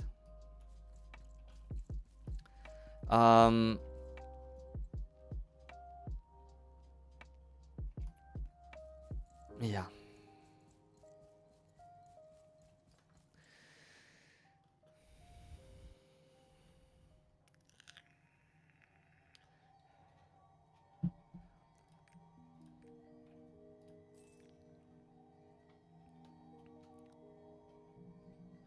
I hate Snowpang. It's just boring. It's like really boring to do that event. It's just bad. I don't know. It's weird.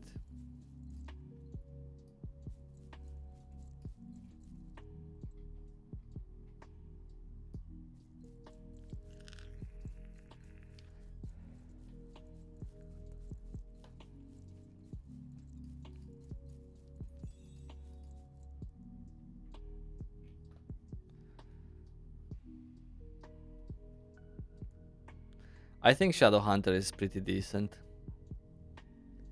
I don't think it's in the top 3, but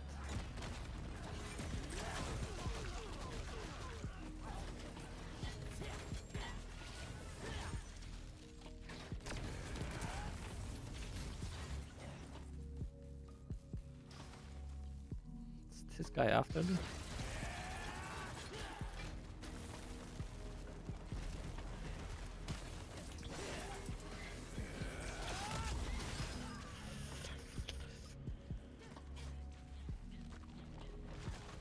We use Feather, we get right here in the midst of combat.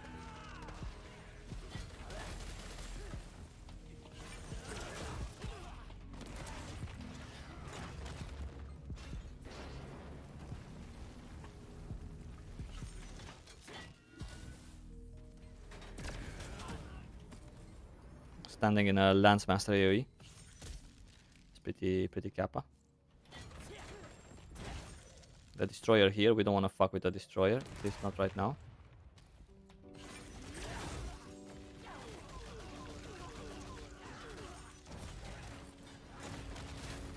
He dashed right through this. Ah, you're not gonna get the... We use a base this time, we're not gonna waste any more feathers. We try out some new people here. What fucking build am I playing? What's with this crap build? There's a Gun Lancer here. We're not gonna care too much about him. Not fighting fucking Gun Lancers here. Take this buff. This guy's here.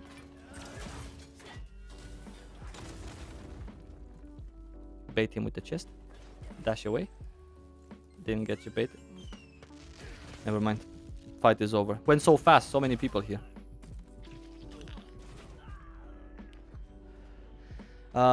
You broke my heart with the shadow, with the snowball island. Come on. Yeah, I don't know. It's just a bad build. Sorry. I forgot to swap it. I changed my skill build, but not my. It's a skill build that I made for this open world PvP.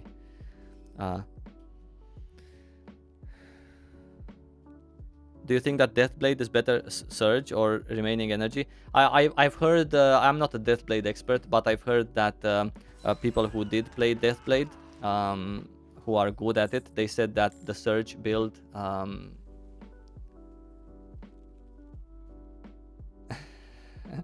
Someone said GG in game, the forehead power is just too strong. Well, you know it, buddy. Some people that play Deathblade very well said that the Surge build is still good. You just have to play better now. It's no more lazy Surge. So I trust them. First time I did the island and I got the soul. Pog. Yeah, that's a pretty Pog moment, yeah. I've done it I don't know how many times and I'm just not getting it. But hey, it is what it is. Hey, look, someone sent me some gold. Hey, thank you so much, buddy. That is so nice. Isbeorn here on YouTube. Thank you, bud. I appreciate you. Nice, 2k gold. I'm getting good this week. I'm getting good this week. This week we're doing a good job.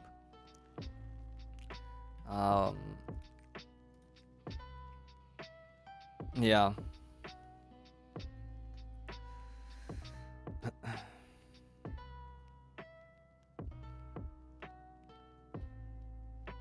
Yeah, look, like Hody was saying, right? It gets harder, much harder to play Surge properly. So, content also with Vicas, as I've mentioned also in my previous stream, because you guys were asking, it's one of the first pieces of content where, you know, fast classes, or not fast, sorry, mobile classes will have an easier time compared to the other classes. So, yeah.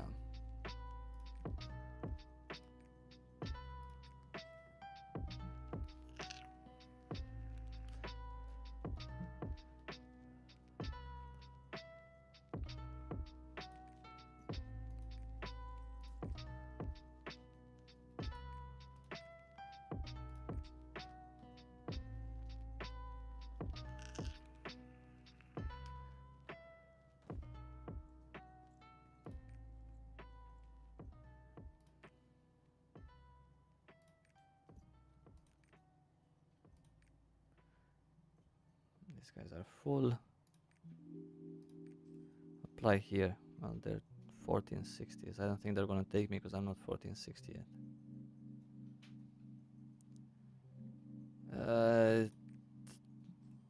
Okay, they took me. Fine, that's fine. What if I do more damage than this War Dancer 1465, huh? What about that? What if I'm gonna be top DPS with 40% damage dealt of the party? Let's see. I'm gonna really try. This guy. 1447. Deathblade. Could be a problem. Nah, not gonna be a problem. Maybe there's this guy. Let's see.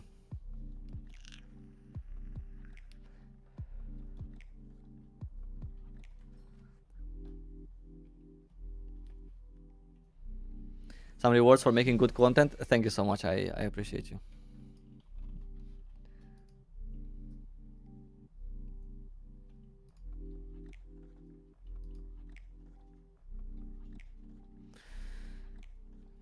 Jesus.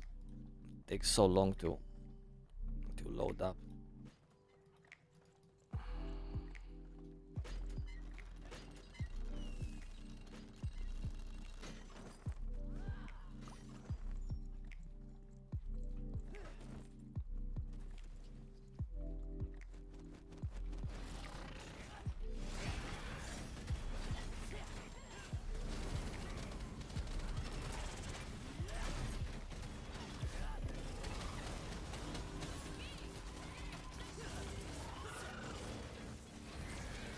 We're gonna focus here, try to do our best.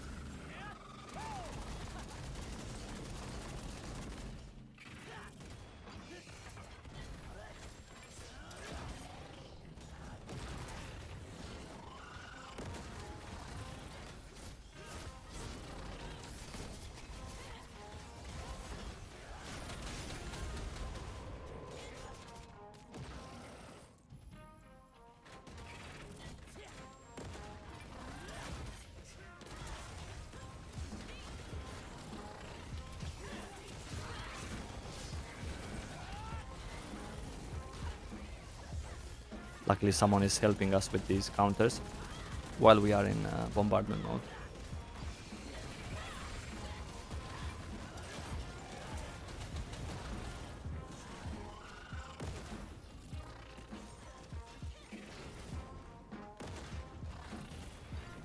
Fucked up our flamethrower there.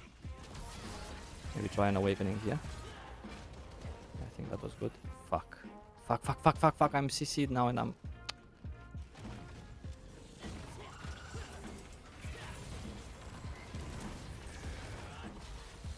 I did dash away from that though.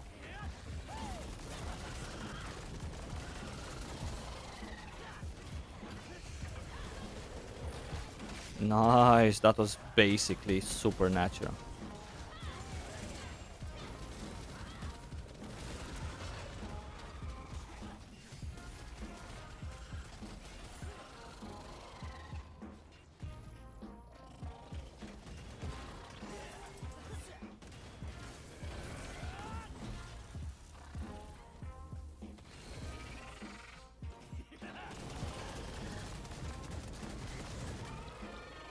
I don't think I'm the top damage because the run ended too fast. Is it worth to get legendary weapons to +20 or wait for relic? It doesn't matter because you can transfer your +20 from a legendary to your relic. So you absolutely can get your legendary to +20. Any thoughts on gun lancers? Yeah, the guy did. Yeah. Maybe next run. So a DPS needs to do, I think, 40 or 45% of the total party damage to take the spot over a support that's healing here in Descaluda. So if this guy got MVP, the Paladin, that means none of the other DPSs did 40%. So that means we're sort of equal. That's what I'm trying to say. Any thoughts on Gun Lancers? Yeah, it's a fantastic class. Very useful. I like it. Good for future content also. Not that's very straightforward to play, but hey, you have some tools at your disposal to play faster paced content as well.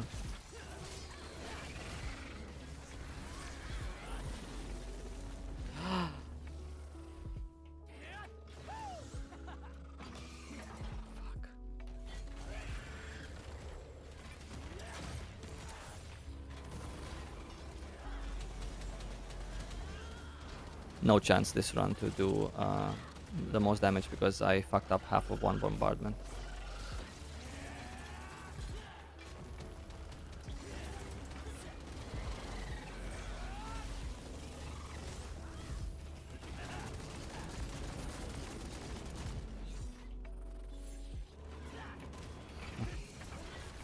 This time I thought he would stay there, but he didn't.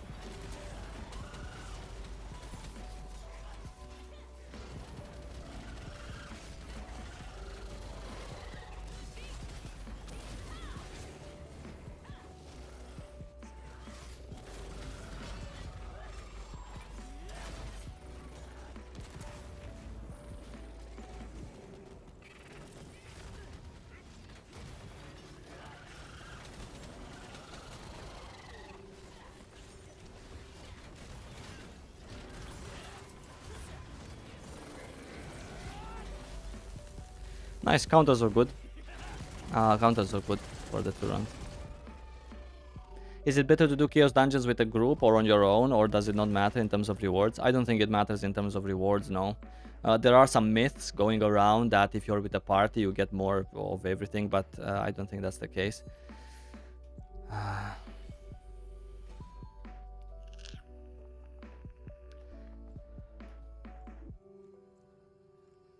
There we go.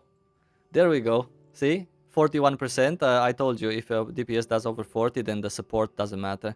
The support doesn't get MVP. Awesome. So we beat these guys that are 1465. We joined their groups and we showed them how it's done. Yeah. Nice. Awesome. And I also missed half of one bombardment. I forgot to say thank you, but in case anyone's watching, thank you. Good runs. Oh, we got some decent thing. Curse Doll, Spirit Absorption. Yeah, of course, with fucking Endurance. Yes, yes. Oh, absolutely, yeah. Absolutely. Nice one. All right, so we didn't get any good thing. Cool. I forgot the soul.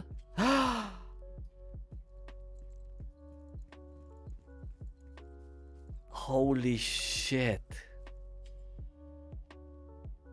Wow, that just basically ruined my whole day. Fucking spammers in my chat also. I'm so bored of bots.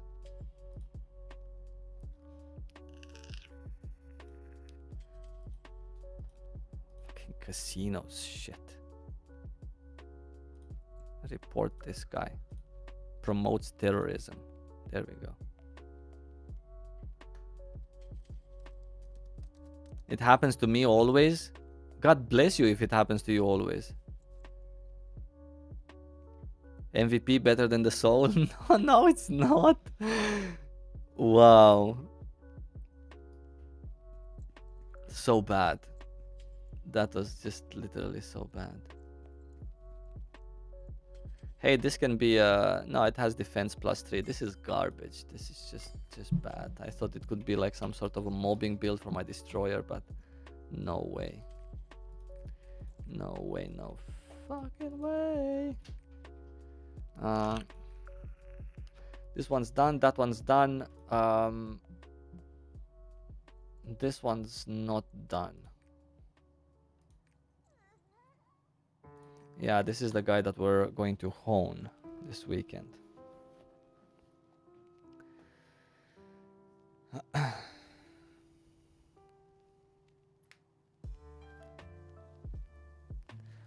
I played Lost Ark for about 2 weeks when it released, thinking about trying it out again. Is it worth it? Just see all of this hate videos about botters and stuff. Yeah, you know, you see a lot of videos about bots, simply because there's I don't know, it's just that bad titles and bad stuff in general gets more views, right? Drama sells, so there's a lot of these kinds of titles. Nobody really wants to do positive titles anymore.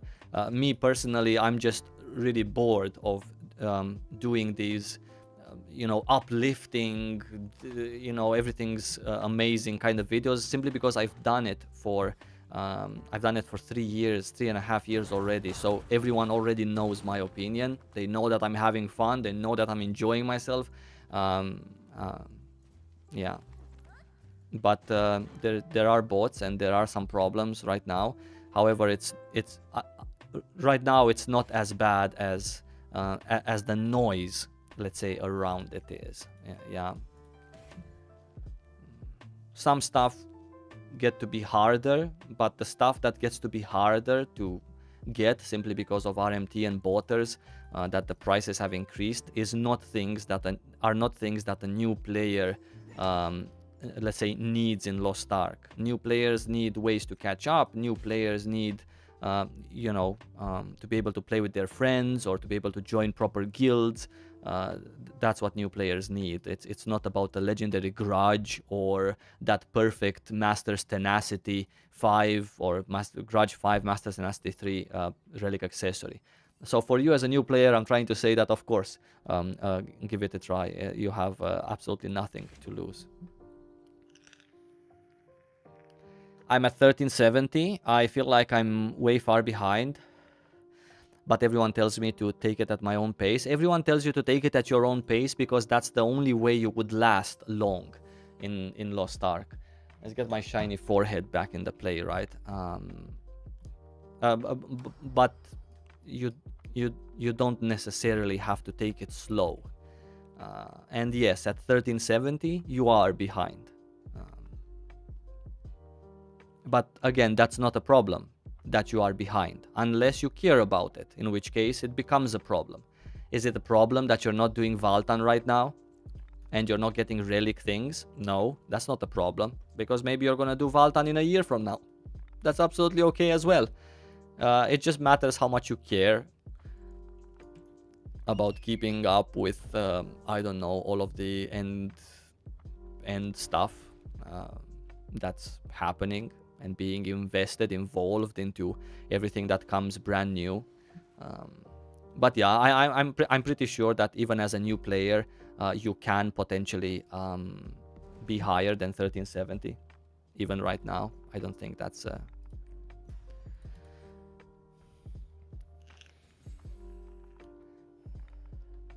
I'm 1397 on my main, and I have a 1375 alt. Where do you believe most players are at? I think they're above 1400. I think most players right now are at 1400. Do I have the... yeah. 1415, 1420, 1430. I think around this area. I don't think that most players are at 1390 or 1385 or whatever. I think that most are 1400, in between 1400 and 1445. That's what I think the majority is right now.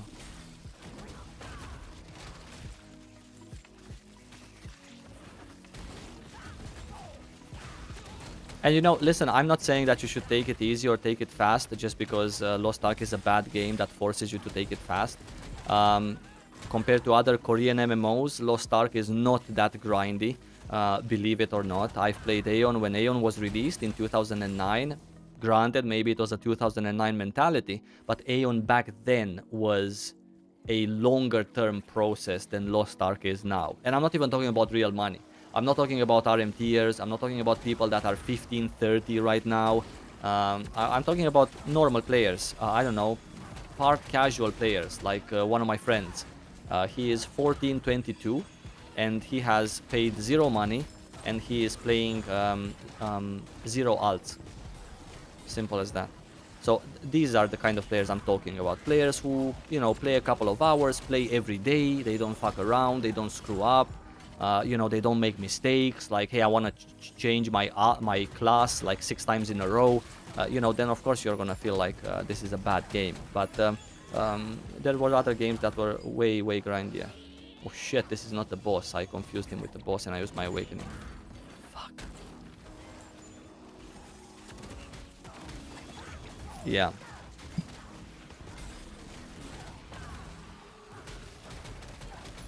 It's possible. That's what I'm trying to say. You just have to play.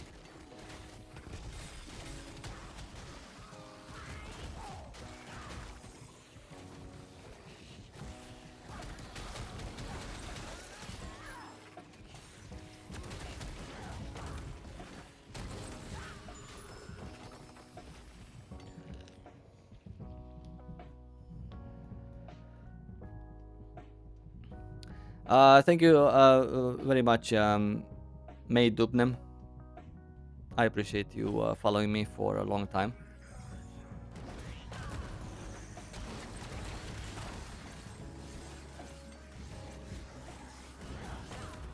The PvP in Aeon was really good. Yeah, it was until they decided to change their business model to what was currently starting to be the trend, which is microtransactions.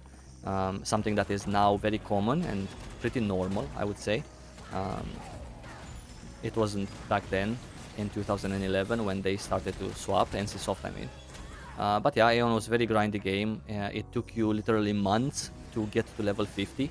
I'm talking about like 2 months of playing. You had to grind endless elite mobs in the open world because those gave you the best experience. You didn't have quests all the way to 50. Enchanting your gear or honing was a pain in the dick. Of course, there was a ceiling, unlike Lost Ark, which at least for the first year, it feels that there's a constant need for honing because you're never done with honing. And if you finish honing on your main, God forbid, at 1475, you then start honing on your alts because you need alts. Otherwise, you're not gonna do a good job. In the long-term run, you're gonna be behind in terms of gold or whatever. So you know, Lost Ark feels a bit different, but in reality, there was other games that we played and enjoyed that were more grindy than Lost Ark. Yeah. I personally don't like the this item level restriction. I prefer games that don't restrict you item level to enter a content and you just enter there. But if you have bad gear, if someone's plus 20 or aka I don't know 1490, they do more damage in that content, thus they can clear it faster or they have better chances of success. So this hard cap on item level that you absolutely need to reach at the pace set by the devs, this is something that I think is not the best idea for a game, simply because you get to not play with your friends anymore. So that's bad. That's just socially bad. I have so many people who either are way ahead or far behind, and I have met throughout the years so many of these kinds of people that I just couldn't play with. You don't even know who your friends should be. What guild should you join, right? Because you cannot see, when you join a guild, you cannot really see what item levels they have or how fast they're going to progress in the next patch or whatnot. And it happens so many times that, you know, yeah, some people were either just gone too far ahead and they didn't want to play with you anymore, or they just left behind and you didn't want to play with them anymore. Why would you? Right? Because all of your other friends are where you are, so it's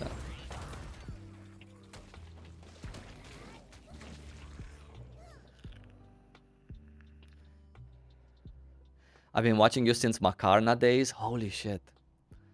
Makarna days, when When I started YouTube, I started with Wildstar, and a few months afterwards, Wildstar died. So I moved back to Aeon, and one of my first videos was about Makarna. I moved exactly in that patch as a content creator back. I mean, so yeah, pretty long time ago.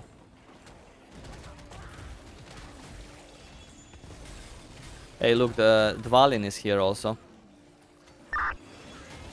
With the 9 Danish crowns, I dare to say. Thank you, buddy. And nice to see you. Are you still playing the game, Dvalin, by the way?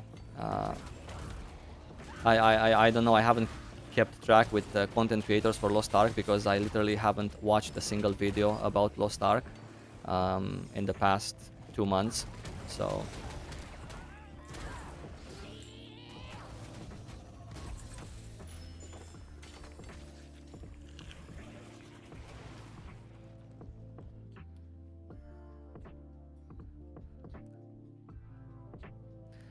just got a support ring that I sold for 4K. Well, there you go. See, you give some to me via mail and then you get it back. This is how it is.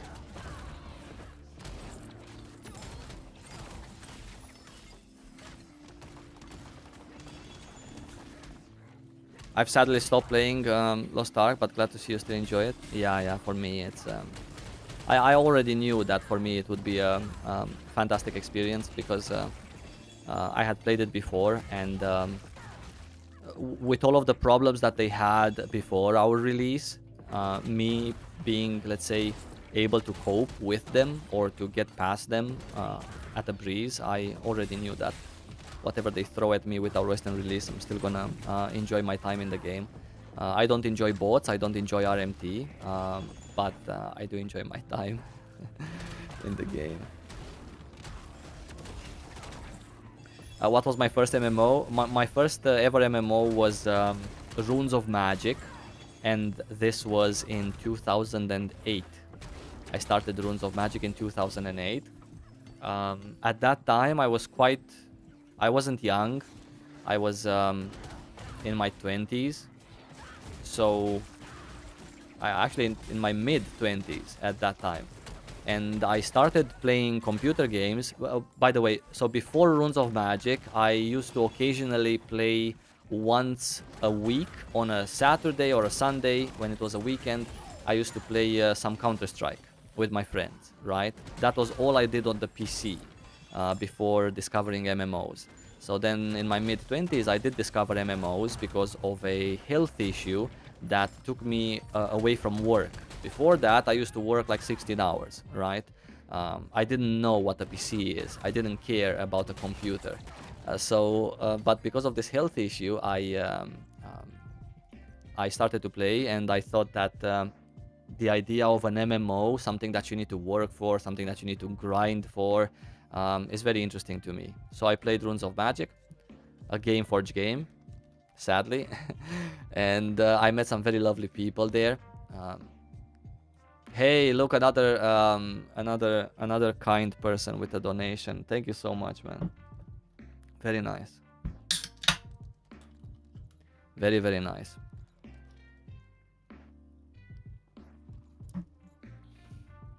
Awesome. I shall accept this money from Rochan. Played since the Russian season 1, but quit for a year only to come back here on Kadan on launch because of you. The terrors I bring people into. The RMT I bring people into. Here you go. This is what I do for the community. I love the vibes and the videos you make. I'm sure many other people do as well, but didn't get a chance to express it to you directly. Thank you. I really hope to see you give Twitch one single chance for a day. I think you deserve more love, and people deserve the good vibes you deliver. Thank you, buddy, very much.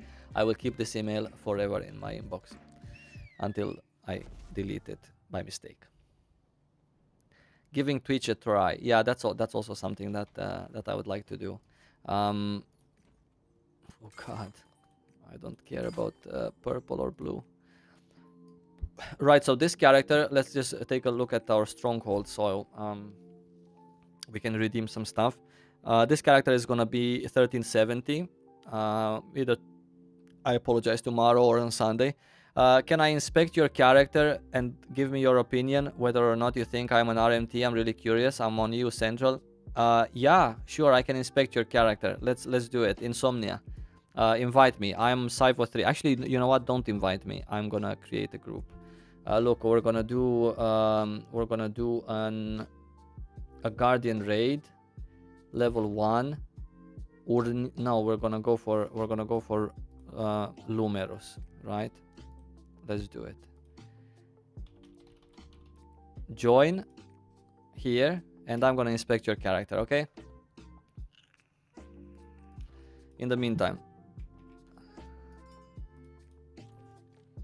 let's quickly take these missions. Nice S rank. Oops. Too overzealous there. Another S rank. A B rank, which means we've lost some mats. Another B rank. See, you get 2 leap stones for one of these ranks.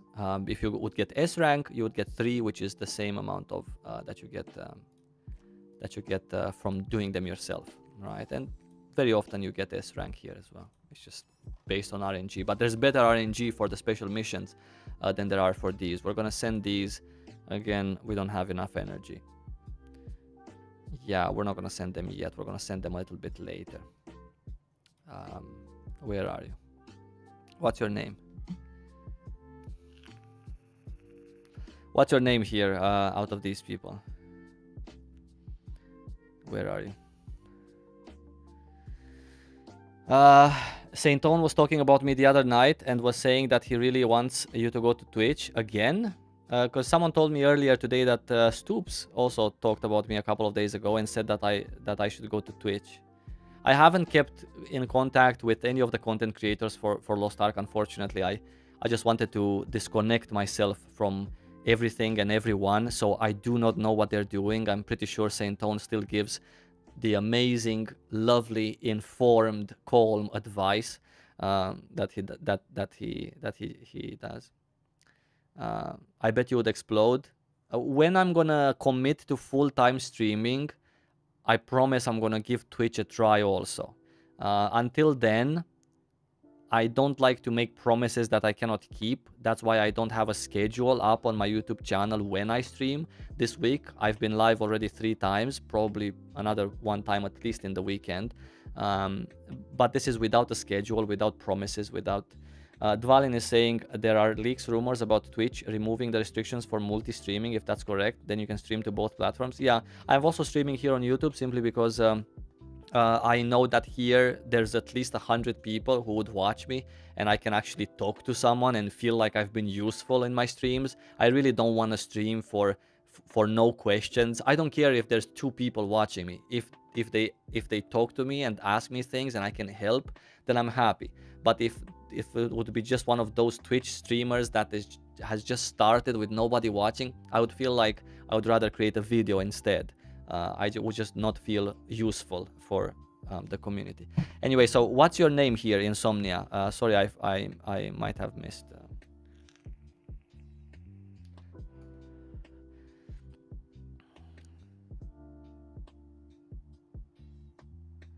I just did a Valtan run yesterday, and it was the first MMO I really, and as an MMO veteran, I really enjoyed it. Just like back in the Lineage 2 days, very nice. Valtan is a good fight to get people to enjoy it.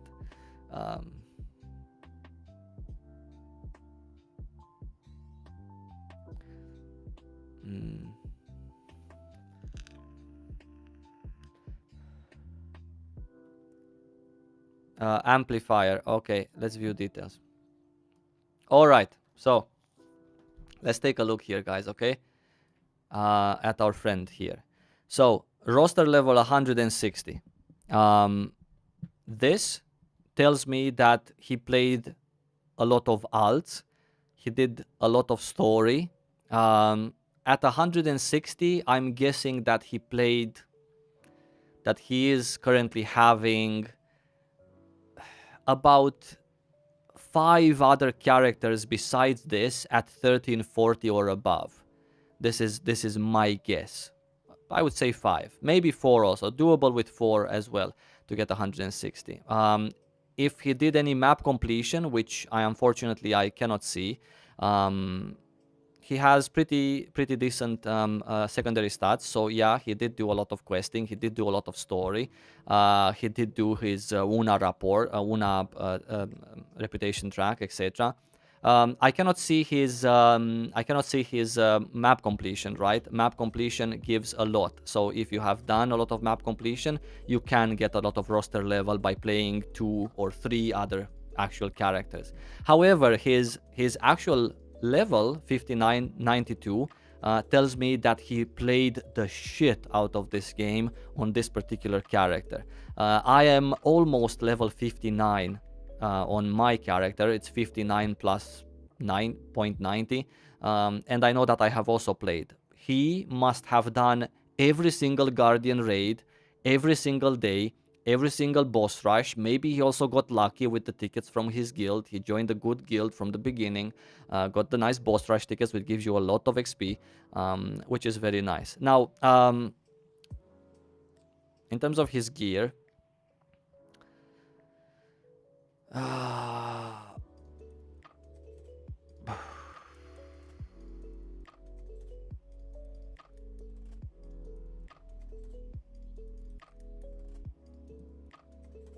we're gonna get to accessories a bit later. So he played also a lot of PvP content. That's another good thing. He also played a lot of sea and water content. This is another good thing. So far we have a lot of signs that he has actually played this game.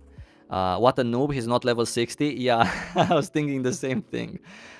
His stronghold is level 49. That means he did not pay to win his stronghold. Now, this here, right here, is already a sign to me that maybe he's just a smart whale and just whaled his gear a little bit as opposed to whaling his stronghold, which is dumb.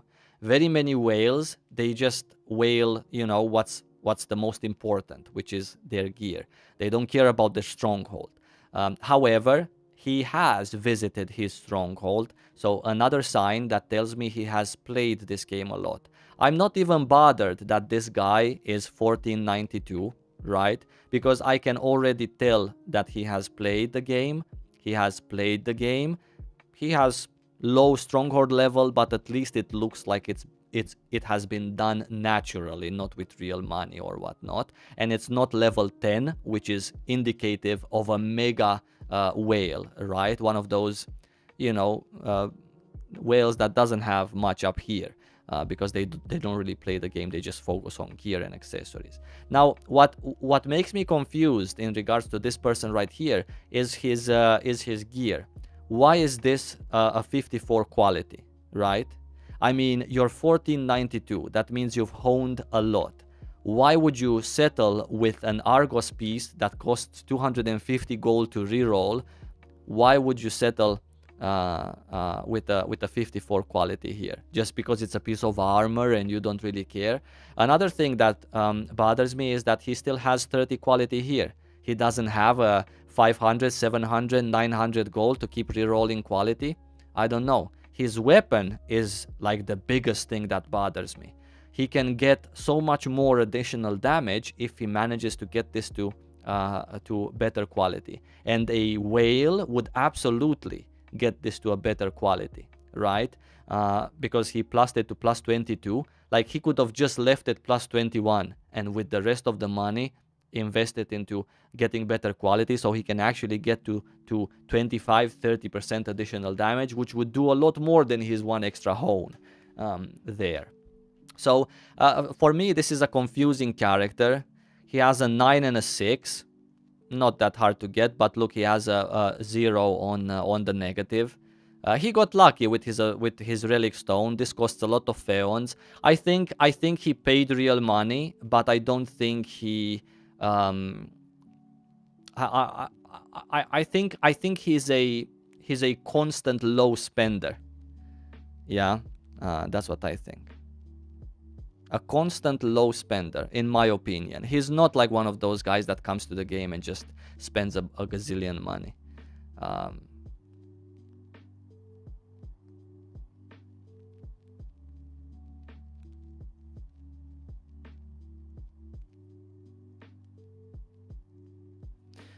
yeah, I mean, you know, how much is how look, he has some of the accessories. He didn't pay very much for these accessories, in my opinion. He has Hitmaster 4, Adrenaline 3. Um, this might be an expensive ring, right? Great quality as well. Um, this one also, Adrenaline and Spirit Absorption. You know, not the most expensive combination. These two are legendary as well. Adrenaline 4, Raid Captain 3. You know, so yeah, he has done a smart job to get himself to 5 engravings, right? He knows what he's doing. That's what I'm saying. But yeah, I do believe. Oh, let's take a look at the gems also. He has on demonic skill, of course, he has level 8. But unlike many other shadow hunters that just run these 2 gems at level 8, he has many other gems, level 7, 2 of them here, a couple of level 6s, right? In terms of cards, yeah, in terms of cards, yeah, he did good. See, his card setup also showed me that he farmed this card as opposed to just pay real money constantly in Maris to enhance these. Armen could have gotten from legendary packs by chance. Solas could have gotten it by chance, but maybe he also farmed it once or twice. Who knows? King Tyrain, very easy to get from map completion. You can get 2 of these as well. So yeah, I think he did pay real money, but I wouldn't say that that he's a whale. I think he played a lot of this game. Yeah, maybe I don't think actually, quite frankly, I don't think he did any map completion, because then his roster level would be higher than this. I think he just played several alts. He did PvP. Yeah, islands also give you some. Yeah, that's my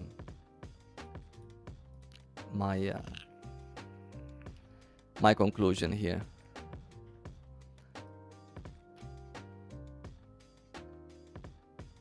$1480, 105 roster level, 38 stronghold, purple crest PvP, purple this. That means he didn't really do much anything. Let's check his quality right here. 3454. I don't know why you don't pay some more real money, buddy, so you can get these items a little bit higher quality. What's with people and their low quality on their armors though? Weapon 66. How are you Get your weapons straight, my friends. Get your weapons. Look, he has 5 engravings also, this guy. Holy fucking shit. Level 7, level 8. Yeah.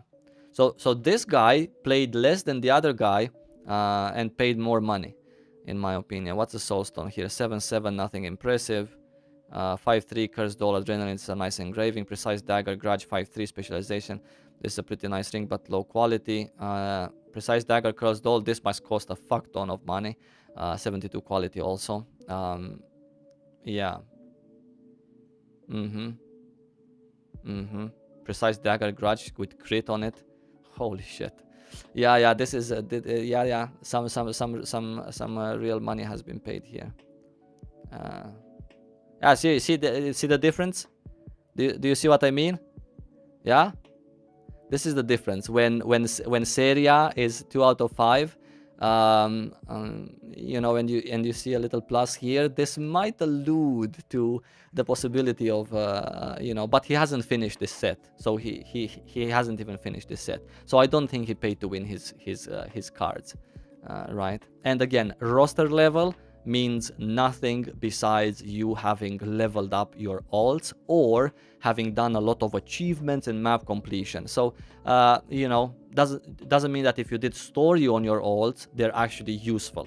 You could have just finished the Punica story at 1302, get the most out of your roster XP from that alt, and just have left them there to just rot without them bringing in enough benefit back to you. So roster level, just because it's 160, doesn't mean you've not paid to win. This is where I'm looking to see if you've really played the game and what have you done, you know, and also your level. He has played a lot on this particular character also, right? This is where it matters, not necessarily the roster level. But yeah. Gems are legit. Look at me. Nice knock. Where are you? There you are. Let me see. 1447. I mean, I'm not surprised you're free to play. There you go. Look at you. You've played. You've gathered a lot, right? Yeah. 187. Holy shit. You have fucking played a lot. Because this item level with this roster level means that you have gotten most of your things free to play. Look at his main character is not even played enough because he literally plays too many alts. So he didn't really get to, do every single bit of content on his main because he didn't have time. Yeah, it's okay to still have a rally grade weapon at a lower quality until you manage to.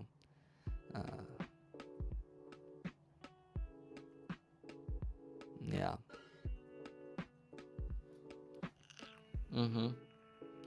No PvP. Well, some PvP, of course. Level 53 housing plot. Title nice smelling. What titles does our friends here have? Where are we? Yeah, let's see what title I forgot to. Rusty Demon Beast. Okay, this, yeah. Nothing that's indicative of. Yeah.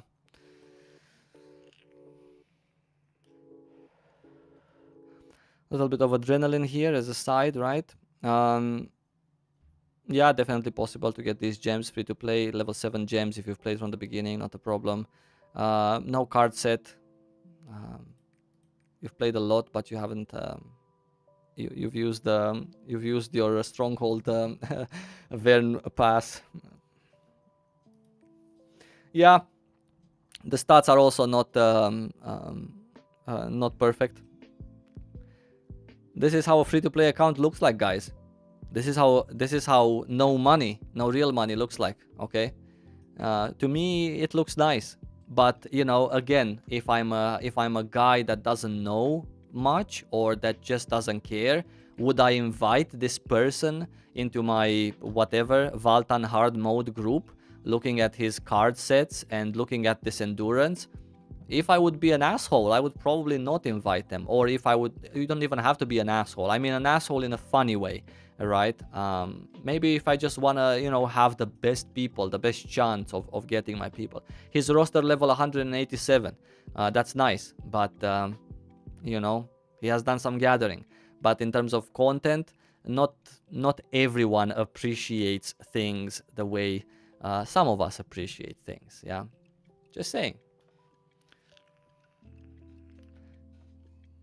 I have 2,000 card packs in my stash. Okay, well, if you keep them unopened, then yeah. Yeah, no, you don't have to be an asshole not to want to get people with endurance in your groups, okay?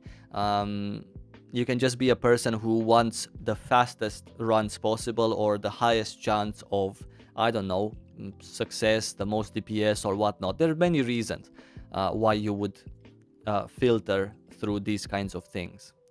Yeah, so it's people's choice. I'm fine with it. I don't care. I've tried to have my own pre-made for things for exactly this reason, so I wouldn't have to deal with this. Air Demon, where are you? You're not here, huh? Yeah.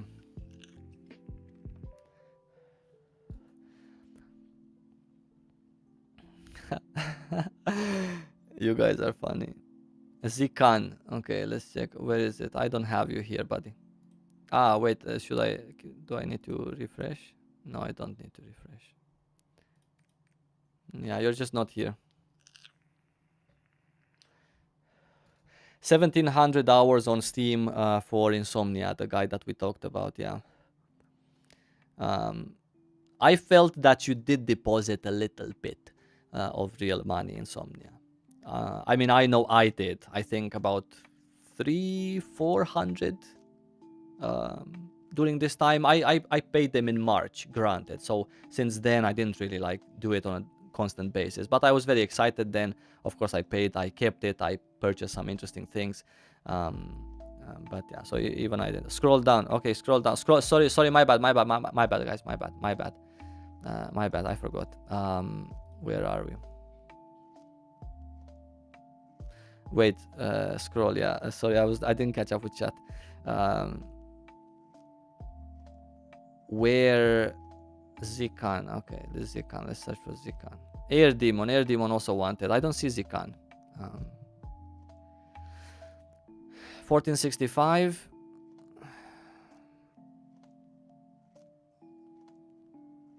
He plays Swiftness crit. Purple, purple, blue. 47. He gathered most of his masterpieces. 59, 55. Definitely played this character at every occasion he got. Good job, by the way. I love people that are high combat level already, simply because I know they really enjoy playing their one character. So that's really nice. 133, that means he literally did 0 map completion, assuming he played alts to really get this level up, or vice versa. He did a lot of map completion, but he didn't really do alts. Depends. Okay, so he didn't do, yeah, he didn't really play alts. Okay, maybe just 2 on top of his main, because his virtues tell me that he didn't really do quests, or if he has alts, he always paid for everything to get boosted up in the stronghold, and he didn't do yellow quests either.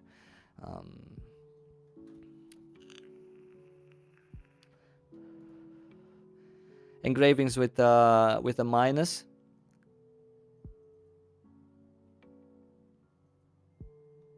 Yeah.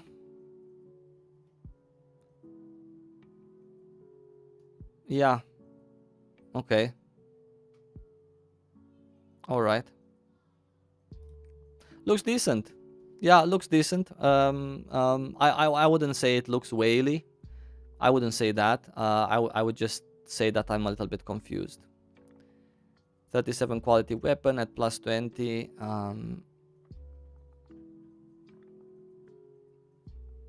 Yeah, he did try a little bit with quality, but not on the weapon. For some reason, he chose the hat.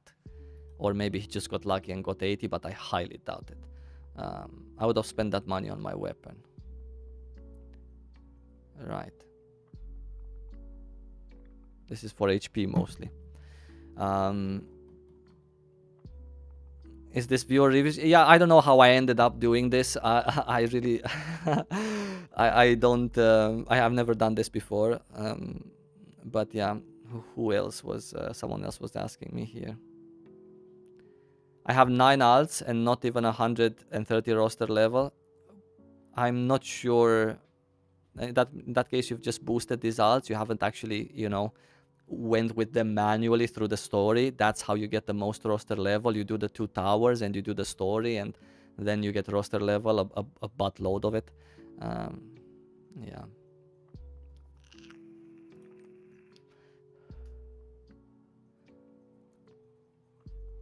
I mean, this must have been a very easy character to build up.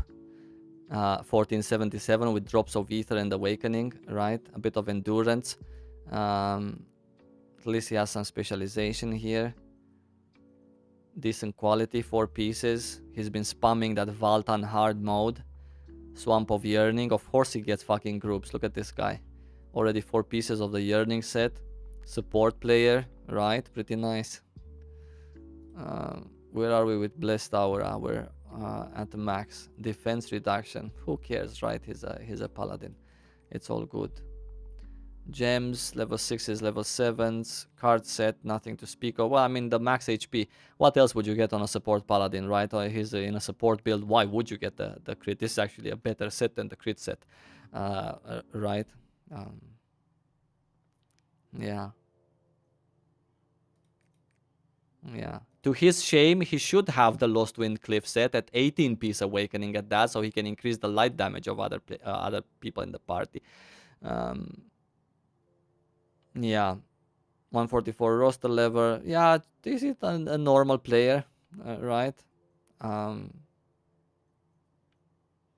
maybe paid $50, $100. Who knows? Specialization paladin. Don't laugh at him, guys.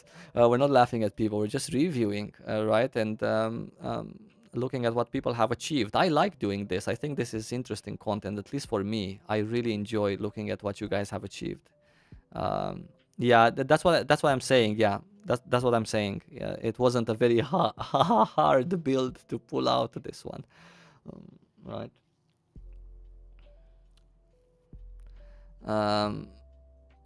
Let's take a look. 1482. Of course he does. Of course he has the fucking penguin suit. Of course his weapon is glowing like a madman.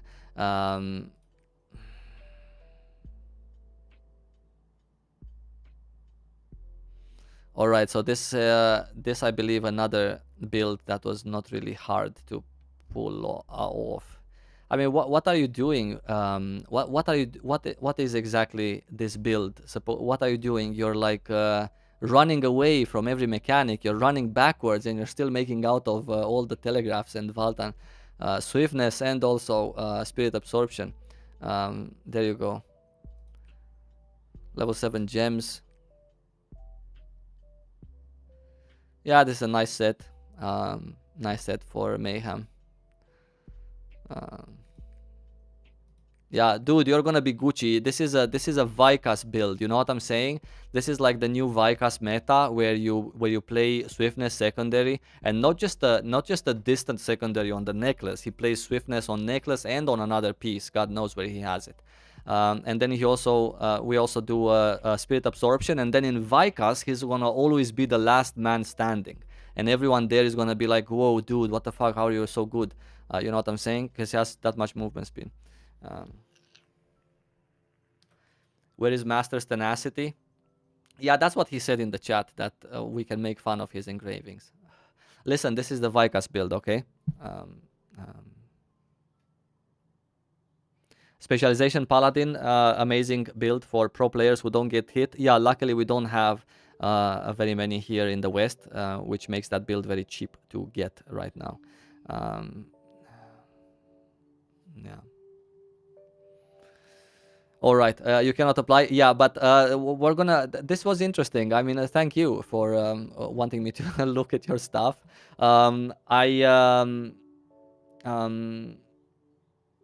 I need to go pick up one of my kids from kindergarten right now. It was very nice to review your builds. We should do this in another time as well. I had fun. I usually never do this.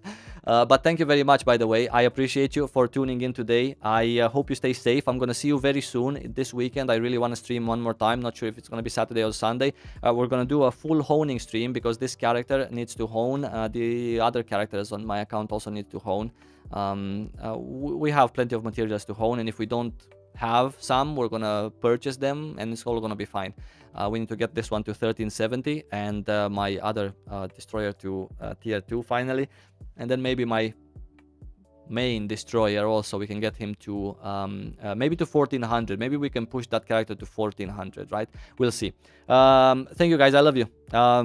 Very nice to have you. Thank you for the questions, for the donations, for the members, and yeah, I'm gonna see you. I'm gonna see you soon. Spirit absorption, guys. Remember, spirit absorption is the new meta build. Okay, bye bye.